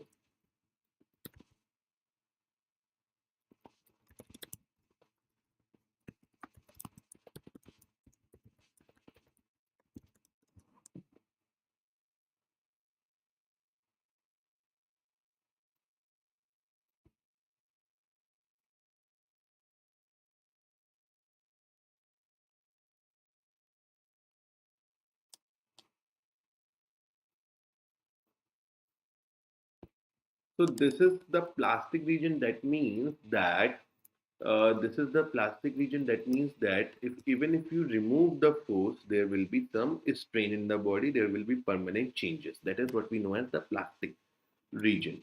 Now from C to D, that is from the point. So normally this is not people teach generally, but I'll just tell you. So between C to D, that is from the yield point to the ultimate strength point, this is also known as the strain hardening region. This is also what we know as the strain hardening region. So what do we mean by this strain hardening region? Okay. So if analyze the language, analyze the English here. So strain hardening means the region which shows the hardening of the material due to the strain, the hardening of the material due to the strain. So see, I always say that see, be it us, be it any material, nearly God has given a similar nature to everything, right? So in this region of strain hardening, see what happens. So see, this is the property of nearly every material that whenever a material is strained, whenever a material is deformed, it resists its further deformation. Whenever any material is deformed, it is going to always resist. It is going to always resist is for the deformation. Okay, it is going to always resist is for the deformation. Like if you try doing it something with your hand, if you try to twist your hand to some extent, you will see that your hand is going to be twisted. Your hand is going to be twisted to a certain point, and afterwards you will so easily, firstly it will be very easily be twisted to some extent, and afterward if you want to twist it any further you need to apply a large force, isn't it? Now see, whenever a body, see what I'm trying to convey, whenever some material, whenever some body is strained already, is deformed already, it always increases its further resistance to the deformation. And this funda is known as the strain hardening. Okay. So from C to D, it is a strain hardening region. That means simple meaning that if you want to trigger the deformation, if you want to have more strain, you have to apply larger force. Okay, okay, right. Okay, so this is what we call as the strain hardening region. Sometimes in the curve they show you this strain hardening region. So I'll just show you here.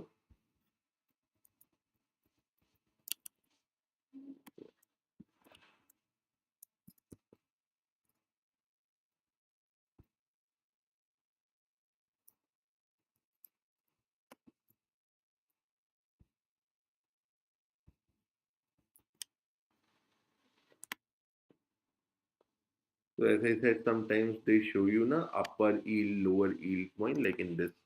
You see, right? Like in this. Okay, okay.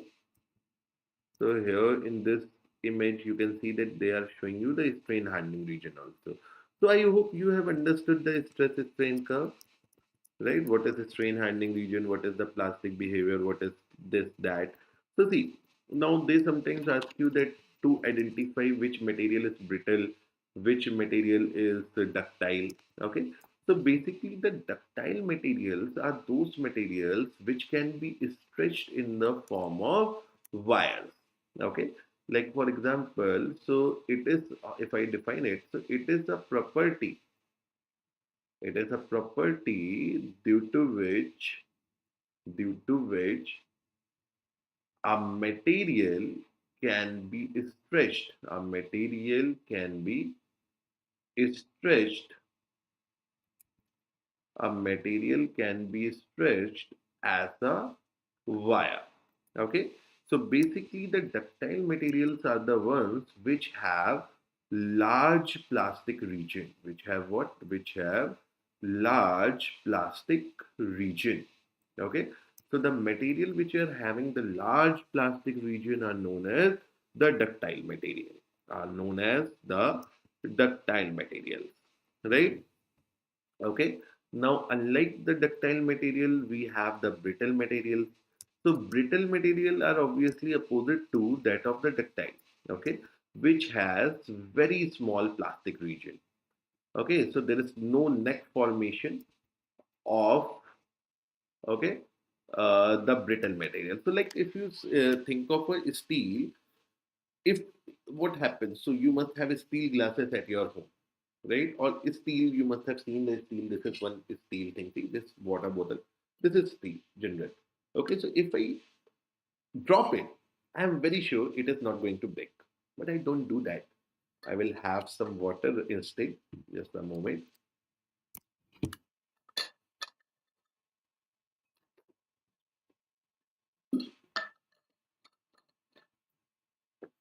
Yeah.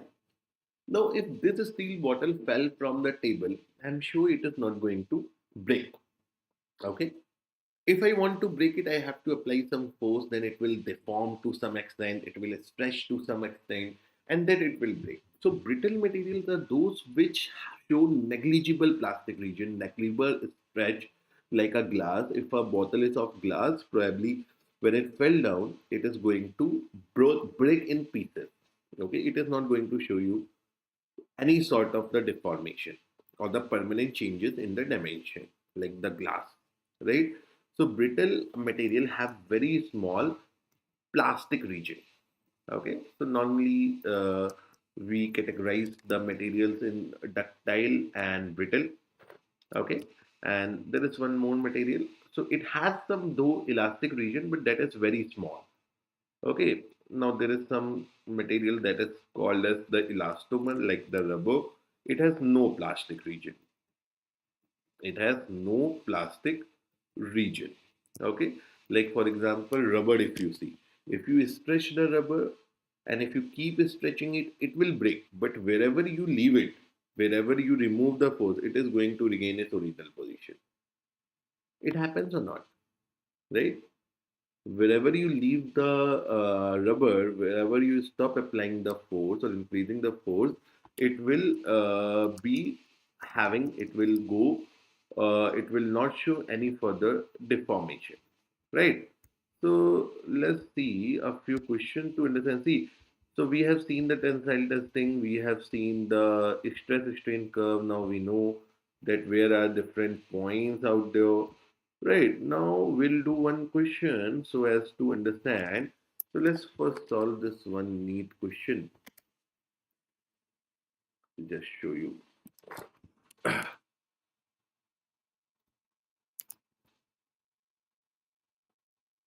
See how you realize this information in the form of question. See how they are asking you the question. Please read the question and try answering, guys. I'm very sure we can do.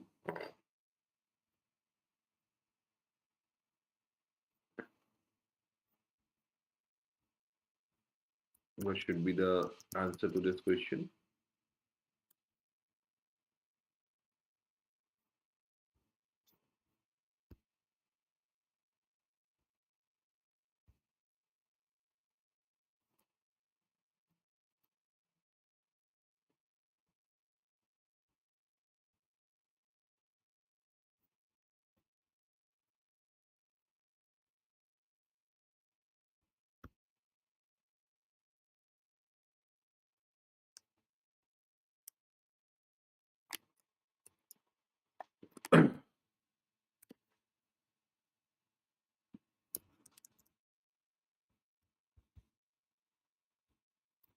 Please try answering it, guys.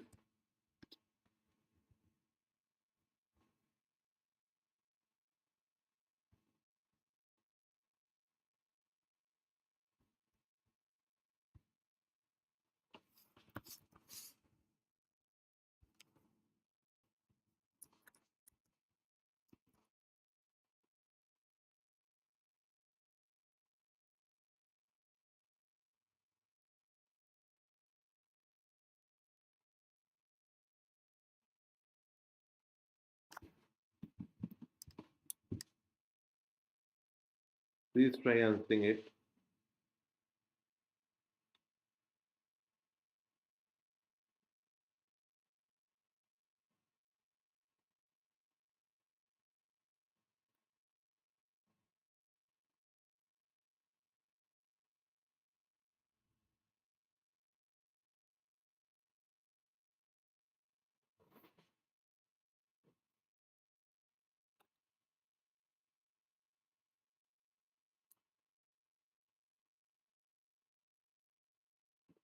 Please try. I'm very sure we can do. Please try to think of the concept we have read.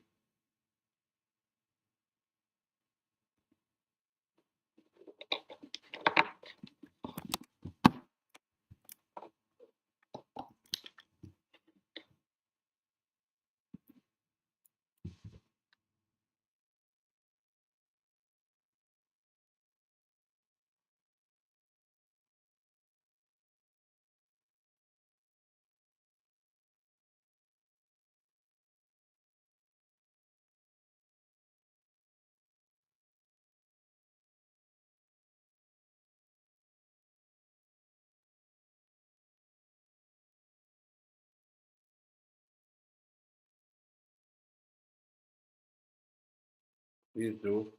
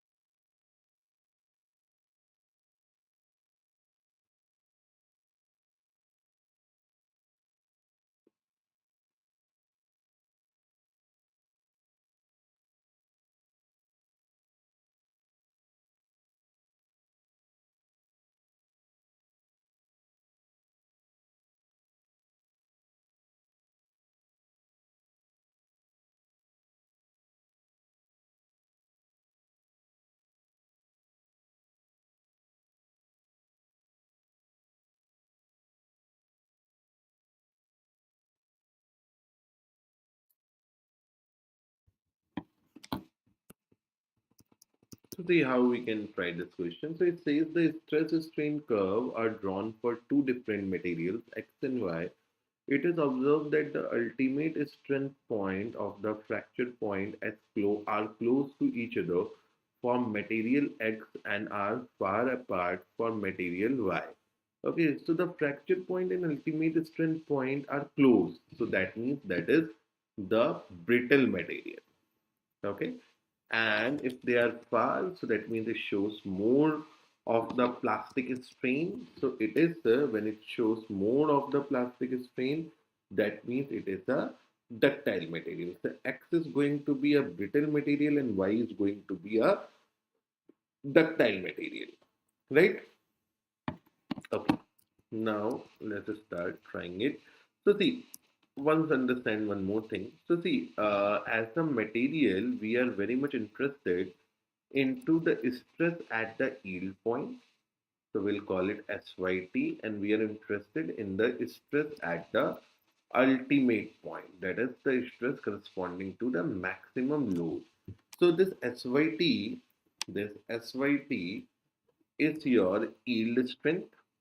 Okay, it is your yield strength, right? This SUT is your ultimate strength. Okay, now basically what they signify. So they signify that if in a material due to the load, the stress reaches the yield point, it means that your material will now undergo the permanent deformation.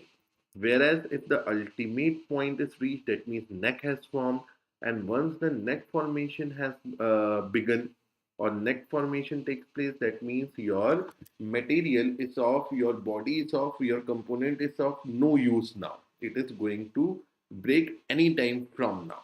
Are you getting my point? But once neck is formed, it's a matter of a few minutes that your body breaks apart, right?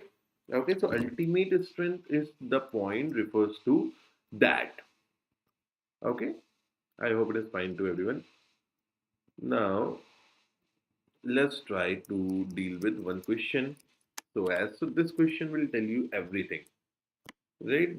About the uh, tensile testing, and basically everything is included. Like whatever calculation one can ask in a question, I have included everything in this question. Okay, and see, one more information I would like to give you. So some material. So see, what is how you know the yield strength point? So wherever the slope of the curve changes drastically, that point is what you call as the yield point. Okay, that is the point what you call as the yield point, right?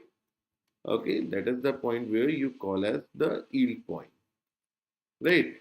Now, if some material have a stress strain curve somewhat like this, if some material have a, let's suppose some material is having a stress strain curve somewhat like this, okay, somewhat like this. So when something is having the stress strain curve somewhat like this, so here you cannot see that where the slope is being changed. You cannot see that where the slope is being changed, right? Now when you cannot see where the slope being changed, when you cannot see where the slope is being changed, you cannot comment on the yield point. Now, in such condition, what happens? We take a point at 0.2% of the strain, 0.2% of the strain, and then we draw a line parallel to the initial tendency of this curve. And wherever this line is intersecting this stress strain curve, we call it the yield point, and we call the stress corresponding to this point as the yield strength. Are you getting my point? So basically, sometimes to find this yield strength, we use 0.2% offset method. So 0.2% offset method is the method that we use, it is the method that we use, it is the method that we use to determine the yield strength of a body. Understood, guys? Okay. Okay. So to find the yield strength of the body, sometimes we are using this particular method. All right. Now let's try one question. Let's see if we can do it. Just a moment. So with this question, you will be able to understand every calculation in the stress strain curve. You will be able to find everything.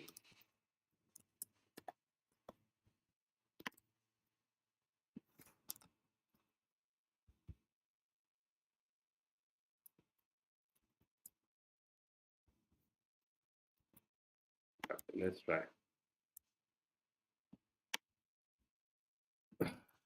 Please try it, guys. I'm very sure we can do. So you have to. So in this, I have put every masala possible of stress strain curve. Whatever they could ask, everything is there. You do this question, you are done with the stress strain curve. Okay, please go for it.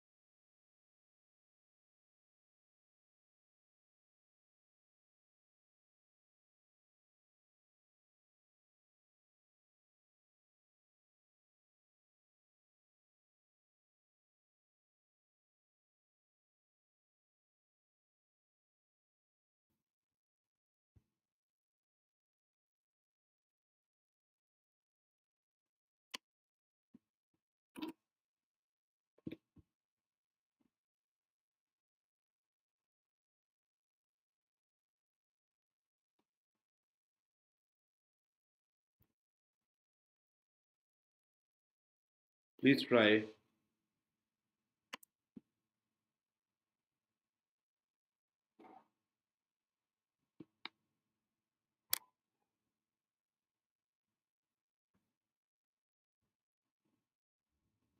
Please try.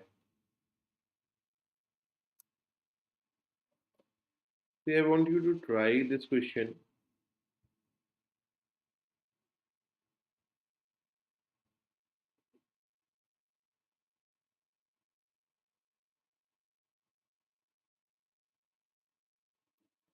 So it says that 10 diameter tensile specimen has,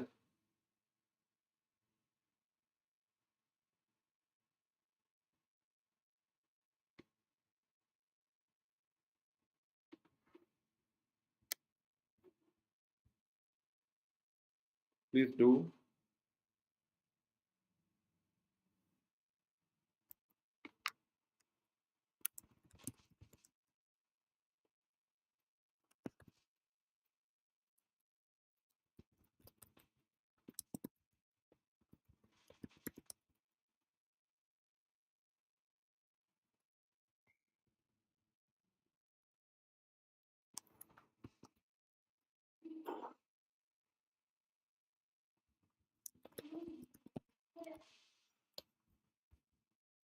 Please do.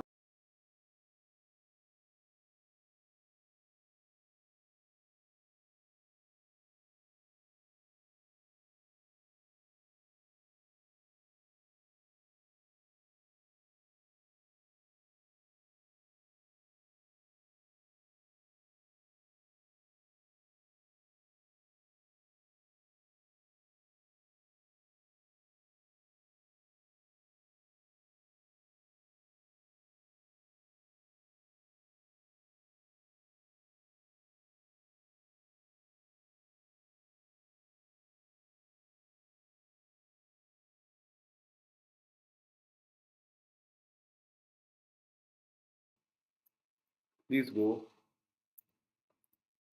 So see, in this question, see, you can do, once you do this question, you have every calculation, you have idea about every single calculation related to the stress strain curve.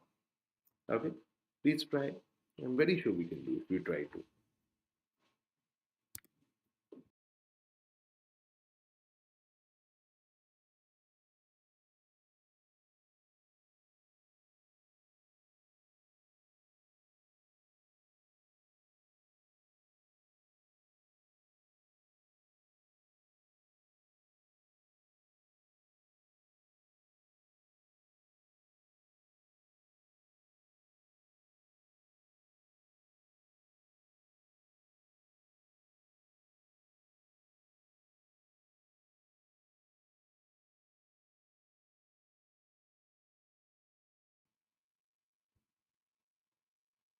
So as I was saying, from this question, you will get every information about the stress strain curve, right? So the live student, you may please try this question. You can tell me something if you are trying it or not. See, I'm waiting so that some of you can try and tell me that what is how we can approach this question.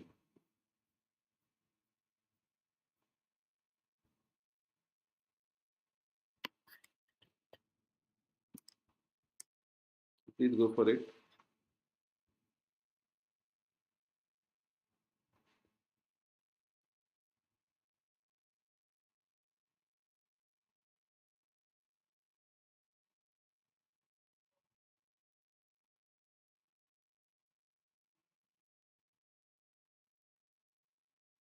Any answers to it?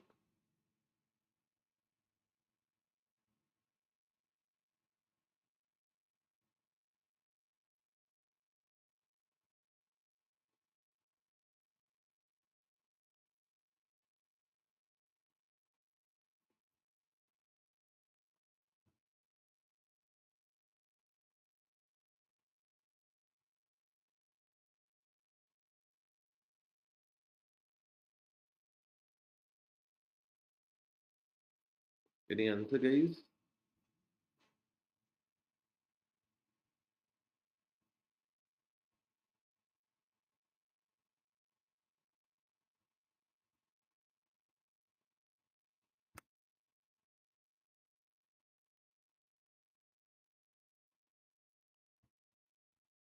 Let us try this question. See, with this question, so related to stress strain curve, they can ask you anything. So this one question covers each and everything of the stress strain curve, right? Okay, so let me do this question. So it says, what does the question say? So it basically says that our 10 mm diameter tensile specimen has a 50 mm gauge length. The load corresponding to the 0.2% offset is 55 kilonewton. So this 0.2% offset is what? This 0.2% offset is your yield strength, that is your SYT. This is your yield strength, that is your SYT. Okay.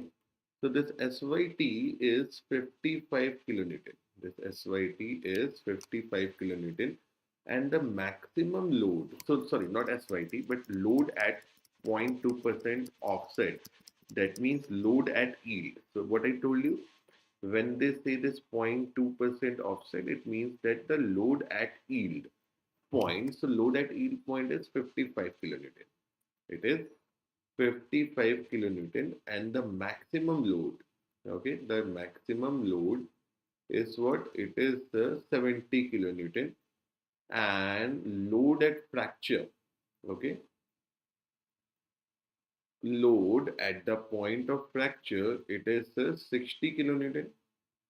It is 60 kilonewton. The diameter after the fracture is 8 mm, and the gauge length, so see, what is the original length?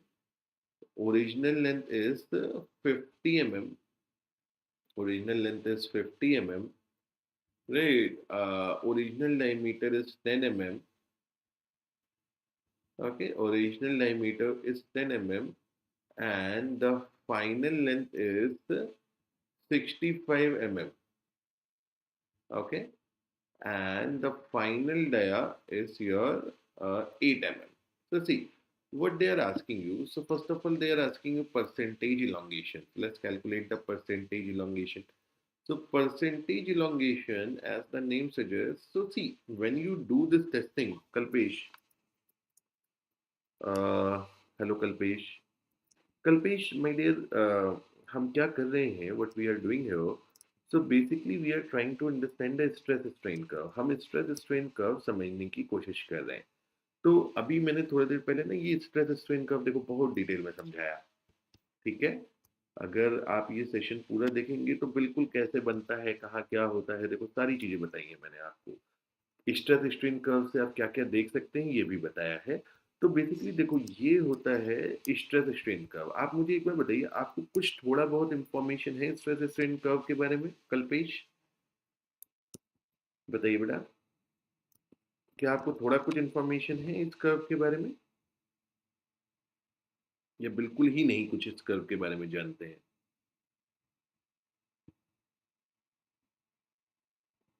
बोलिए। अगर आप कुछ भी नहीं जानते हैं तो मैं उस हिसाब से एक्सप्लेन करता हूँ, अगर थोड़ा कुछ जानते हैं तो उस हिसाब से करता हूँ, है ना? बताइए बेटा।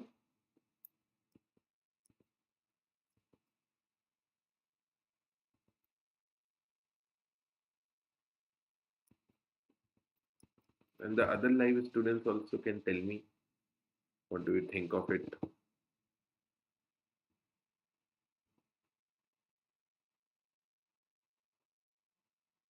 अच्छा, आप नहीं जानते, कोई बात नहीं, मैं बताता हूँ बेटा। देखो क्या होता है, जब आप किसी बॉडी के ऊपर फोर्स लगाते हो तो कुछ स्ट्रेस आती है जिसको आप फोर्स अपॉन एरिया बोलते हैं, राइट? है ना? जिसको आप क्या बोलते हो? फोर्स अपॉन एरिया बोलते हो। और जब आप बॉडी में कोई फोर्स लगाते हो तो उसका इलोंगेशन होता है, उसमें कुछ स्ट्रेचिंग होती है, ठीक है? तो जब उसमें कुछ स्ट्रेचिंग होती है बेटा तो क्या होता है, उसमें कुछ स्ट्रेन आती है, ठीक है? अब जब हम स्ट्रेस स्ट्रेन कर्व का एरिया बनाते हैं, मतलब स्ट्रेस स्ट्रेन कर्व बनाते हैं, तो वो कुछ ऐसा बनता है।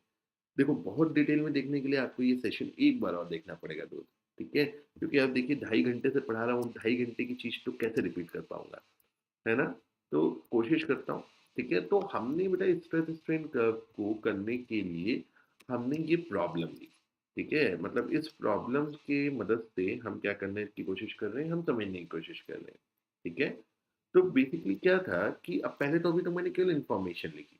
देखो क्या दिया है, लोड करस्पॉन्डिंग टू 0.2% ऑफसेट। तो लोड करस्पॉन्डिंग टू 0.2% ऑफसेट, इसका मतलब क्या है कि लोड आपको दिया है सी पॉइंट पे। Are you getting my point? जब भी ऐसा लिखे ऑफसेट या ईल्ड, ठीक है, तो बेसिकली ईल्ड पॉइंट पे लोड है आपका कितना, ईल्ड पॉइंट पे लोड है आपका 55 किलोमीटर। सर ये ईल्ड पॉइंट क्या बोला है? तो ईल्ड पॉइंट का मतलब होता है कि ये वो पॉइंट है, आपने एक चीज देखी होगी, कुछ मटेरियल को जब हम फोर्स लगाते हैं और फोर्स छोड़ देते हैं तो वो अपनी ओरिजिनल शेप में आ जाता है ना, होता है कई बार ऐसा। लेकिन अगर फोर्स एक लिमिट से ज्यादा लग जाए और फिर आप फोर्स रिमूव करें तो वो अपनी ओरिजिनल शेप पे नहीं आता है। इसी पॉइंट को हम ईल्ड पॉइंट कहते हैं। मतलब जब भी फोर्स हमारी ऐसी लग जाएगी, जब भी फोर्स बेटा हमारी ऐसी लग जाएगी कि हमारा जो स्ट्रेस होगा वो ईल्ड पॉइंट को पार कर जाएगा, या लोड जो है ईल्ड पॉइंट को पार कर जाएगा, तो उसमें हो जाएगा परमानेंट डिफॉर्मेशन। क्या हो जाएगा बेटा? उससे हो जाएगा आपका permanent deformation. Are you getting my point बेटा? प्लीज आंसर मी, बोले, जवाब दीजिए बेटा।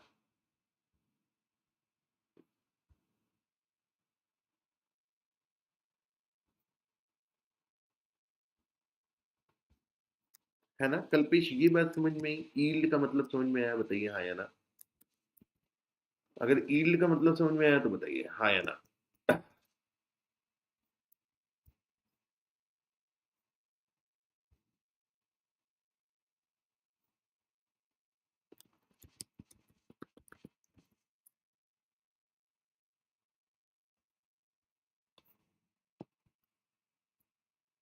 बोलिए बेटा, did you get the meaning of the yield? Yes और नो? ईल्ड का क्या मतलब होता है? So beyond the yield point, the body will have the permanent deformation. The body will have the permanent deformation. Understood, बेटा? Right? चलिए, तो अब देखिए क्या क्या इंफॉर्मेशन है। और यील्ड पॉइंट पे देने के लिए एक तरीका ये होता है कि आपको क्वेश्चन में इंफॉर्मेशन दे देगा, बोलेगा 0.2% ऑफसेट पे। तो यील्ड पॉइंट पे लोड पता चल गया, ठीक है। फिर मैक्सिमम लोड कितना है? 70 किलो न्यूटन। फ्रैक्चर पे लोड है 60 किलो न्यूटन। हमारी इनिशियल लेंथ है 50 mm, फाइनल लेंथ है 65। इनिशियल डायमीटर है 10, फाइनल डायमीटर है 8। तो परसेंटेज इलोंगेशन कितना हुआ बेटा? परसेंटेज इलोंगेशन हुआ जो फाइनल लेंथ थी minus initial length upon initial length into 100। Okay, final length minus initial, ठीक है। तो फाइनल कितनी है 65, इनिशियल है 50 अपॉन 50 इंटू 100। तो बेटा ये परसेंटेज इलोंगेशन आपका कितना निकल करके आएगा? बहुत सिंपल था ना। ये निकल के आएगा, देखो कितना हो रहा है, 15/50 यानी 30%। Okay, okay, right, understood. 15 into 2 that is 30%। ना दूसरी चीज क्या पूछी है बेटा? दूसरी चीज आपसे पूछी है percentage reduction of area. So what is the percentage reduction of area? Percentage reduction of area. तो परसेंटेज रिडक्शन ऑफ एरिया क्या होगा बेटा? ये हो जाएगा आपका, तो देखो एरिया कम हुआ है तो क्या करेंगे, A naught minus A F upon A naught into 100। Initial area minus final area upon initial area. तो initial area minus final area upon initial area. तो बेटा देखो क्या करोगे, अब एरिया क्या है इनिशियल, तो एरिया तो निकाल ही लो आप पहले ही, ठीक है। तो ए नॉट से देखो, इस क्वेश्चन से मैं आपको कैलकुलेशन समझा रहा हूँ। आपको लग सकता है सर कैलकुलेशन ये तो थोड़ी सी डिफिकल्ट है, तो बस मैं इससे आपको ये समझाने की कोशिश कर रहा हूँ बेटा कि किस तरीके से चीज़ों को हैंडल करना है। तो ये हो गया ए नॉट, हो गया 5/4 ऑफ 10 स्क्वायर, ठीक है। तो ये बेटा कितना हो गया, अगर मैं इसको मीटर में निकाल लूँ, 0.01 स्क्वायर। तो इनिशियल एरिया जब आप यहाँ से कैलकुलेट कर रहे हो तो ये निकल के आ रहा है 7.854 इंटू 10⁻⁻⁴, सॉरी -5 मीटर स्क्वायर। और फाइनल एरिया कितना निकल के आ रहा है, ये है 5/4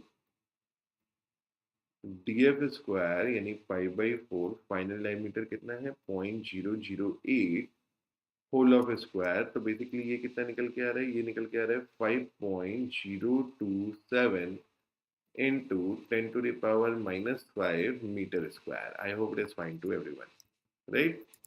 बताइए, क्लियर है? बताइए, please answer me.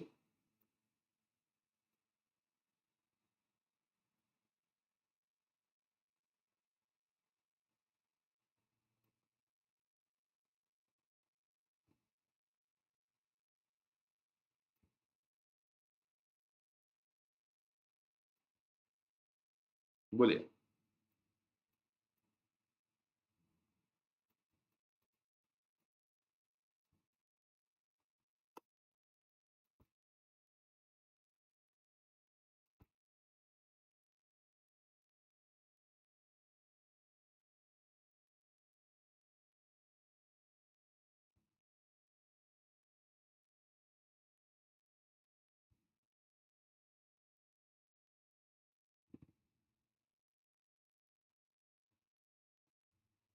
Right?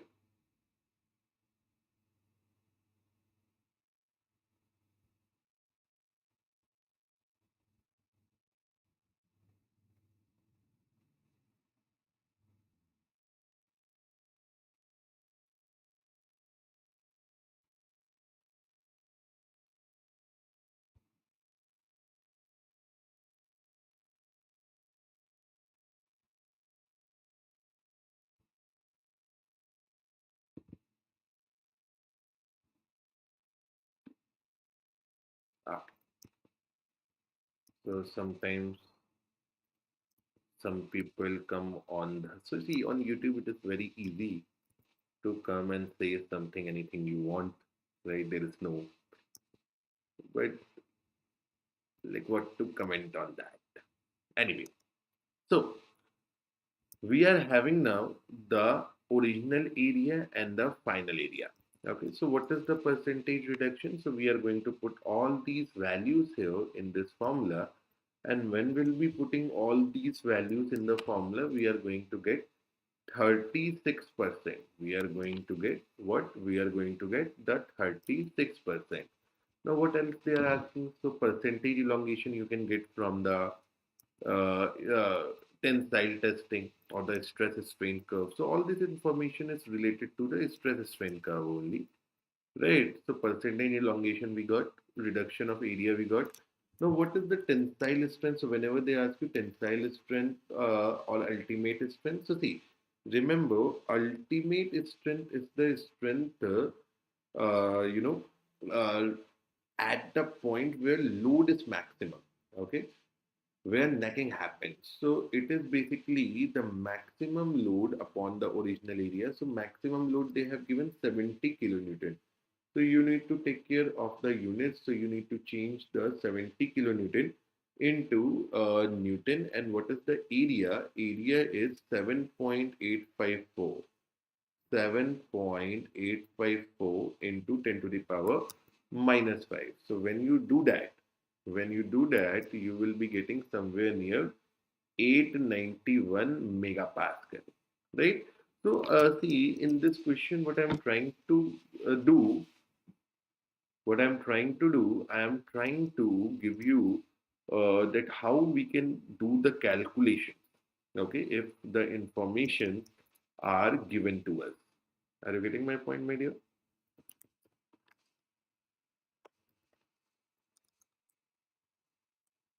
Okay,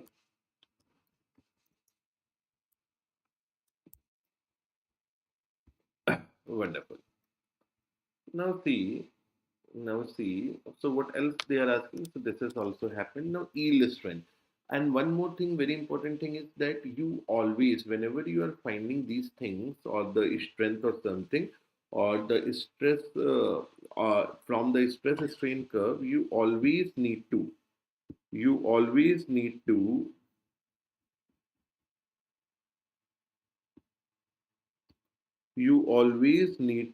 apply.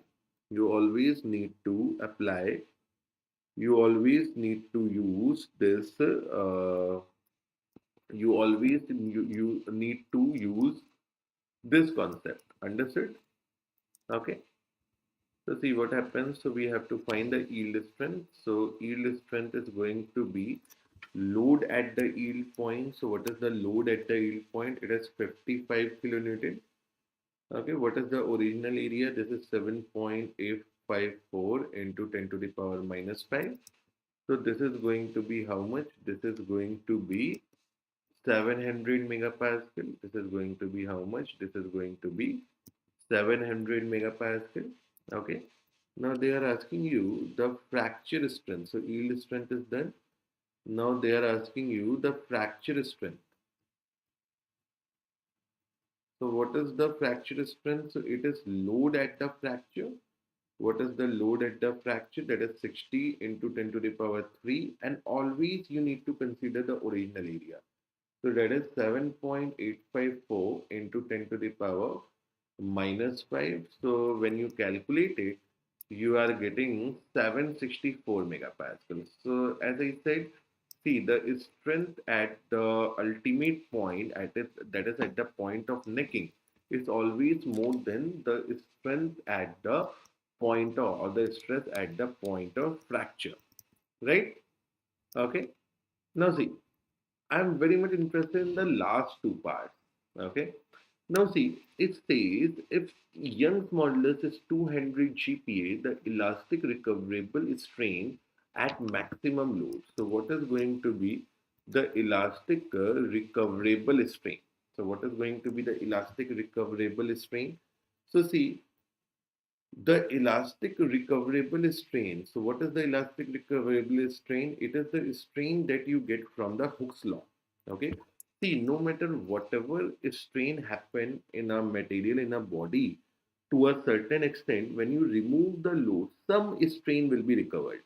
If not fully recovered, some part of the strain is going to be recovered. So what is going to be the elastic strain? So elastic strain is going to be stress upon Young's modulus. So see, at the maximum load they are asking. So basically you have to use the stress at the point of maximum load upon the Young's modulus. Young's modulus is 200 GPa, so it will be 200 into 10 to the power 3. So from here you will be getting some elastic strain, that is 0.0045. Now in the last part of the question it says the elongation at the maximum load is 20%. So elongation of the maximum load is 20%. So that means the total strain is 20%. The total strain is 20%. So the strain, what is the total? And they are asking you, what is the plastic strain? So strain plastic. So total strain refers to the plastic strain plus elastic strain. So it will become zero point 0.2. It will become zero point 0.2. And elastic strain we already have found. So elastic strain we have found to be 0.0045. So the plastic strain is going to be how much? It is 0.1955. Okay. So see guys, when you do the tensile testing and when you make the stress strain curve, this much information you can get from that curve. Are you getting my point, beta? Okay.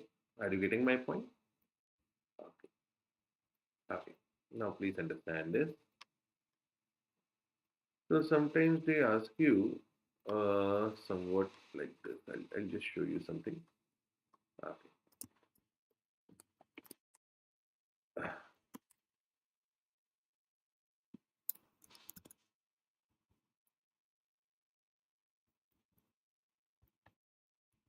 So see, from the stress strain curve, you can also relate, or you can also understand the tendency or the what kind of a material is it. Okay, the behavior of the material can also be interpreted using the stress strain curve.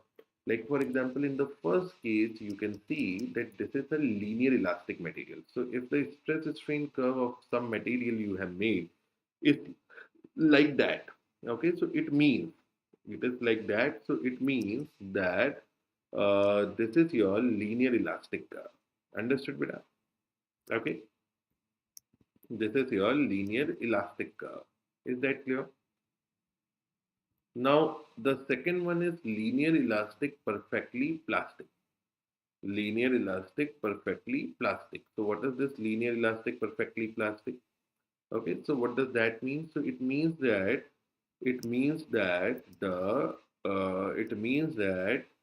the material is firstly behaving like a elastic material. That means it is following the Hooke's law, and afterwards it becomes a plastic. So plastic becomes means that now it is showing you a lot of strain, infinite strain at a particular value of stress. It becomes a straight line. Okay, like now in the third figure you can say that it is a linear elastic hardening plastic.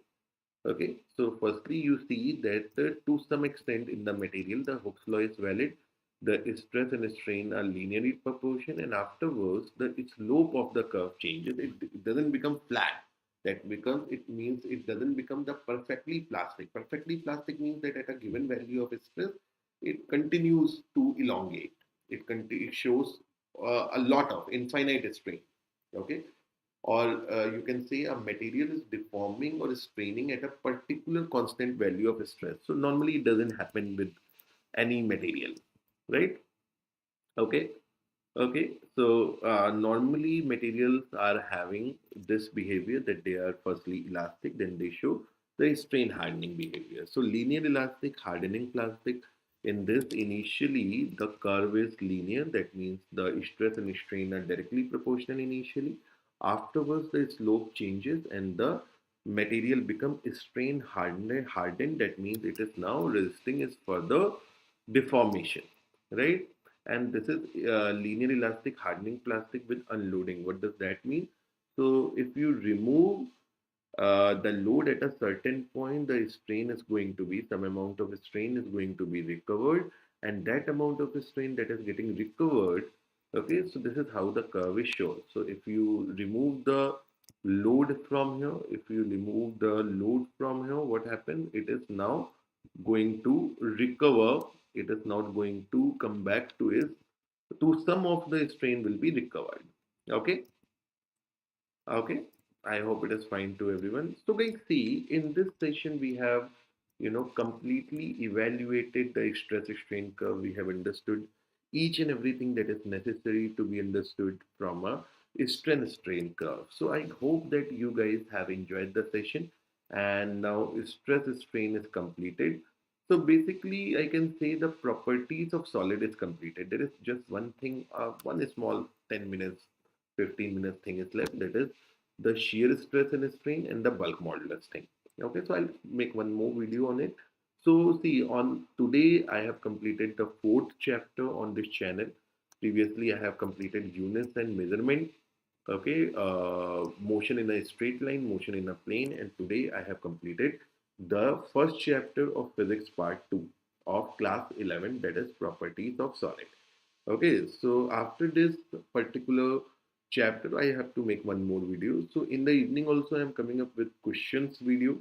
Okay, I'll be live with some questions of physics, and we can have them attempted in the live session. So next topic, I can start the fluid, properties of fluid. So probably I'll be starting the properties of fluid, and together I'll see that if I can start the Newton law of motion also. So that way we are completing chapters by chapters on this channel, and I'll make one full shot, one shot complete revision video on this chapter also, as we do for each and every chapter of what we do on this channel. So on this channel you can find the detailed video of the chapters also, you can find the one shot video of the chapters also. So I hope you have enjoyed the session, you have liked it.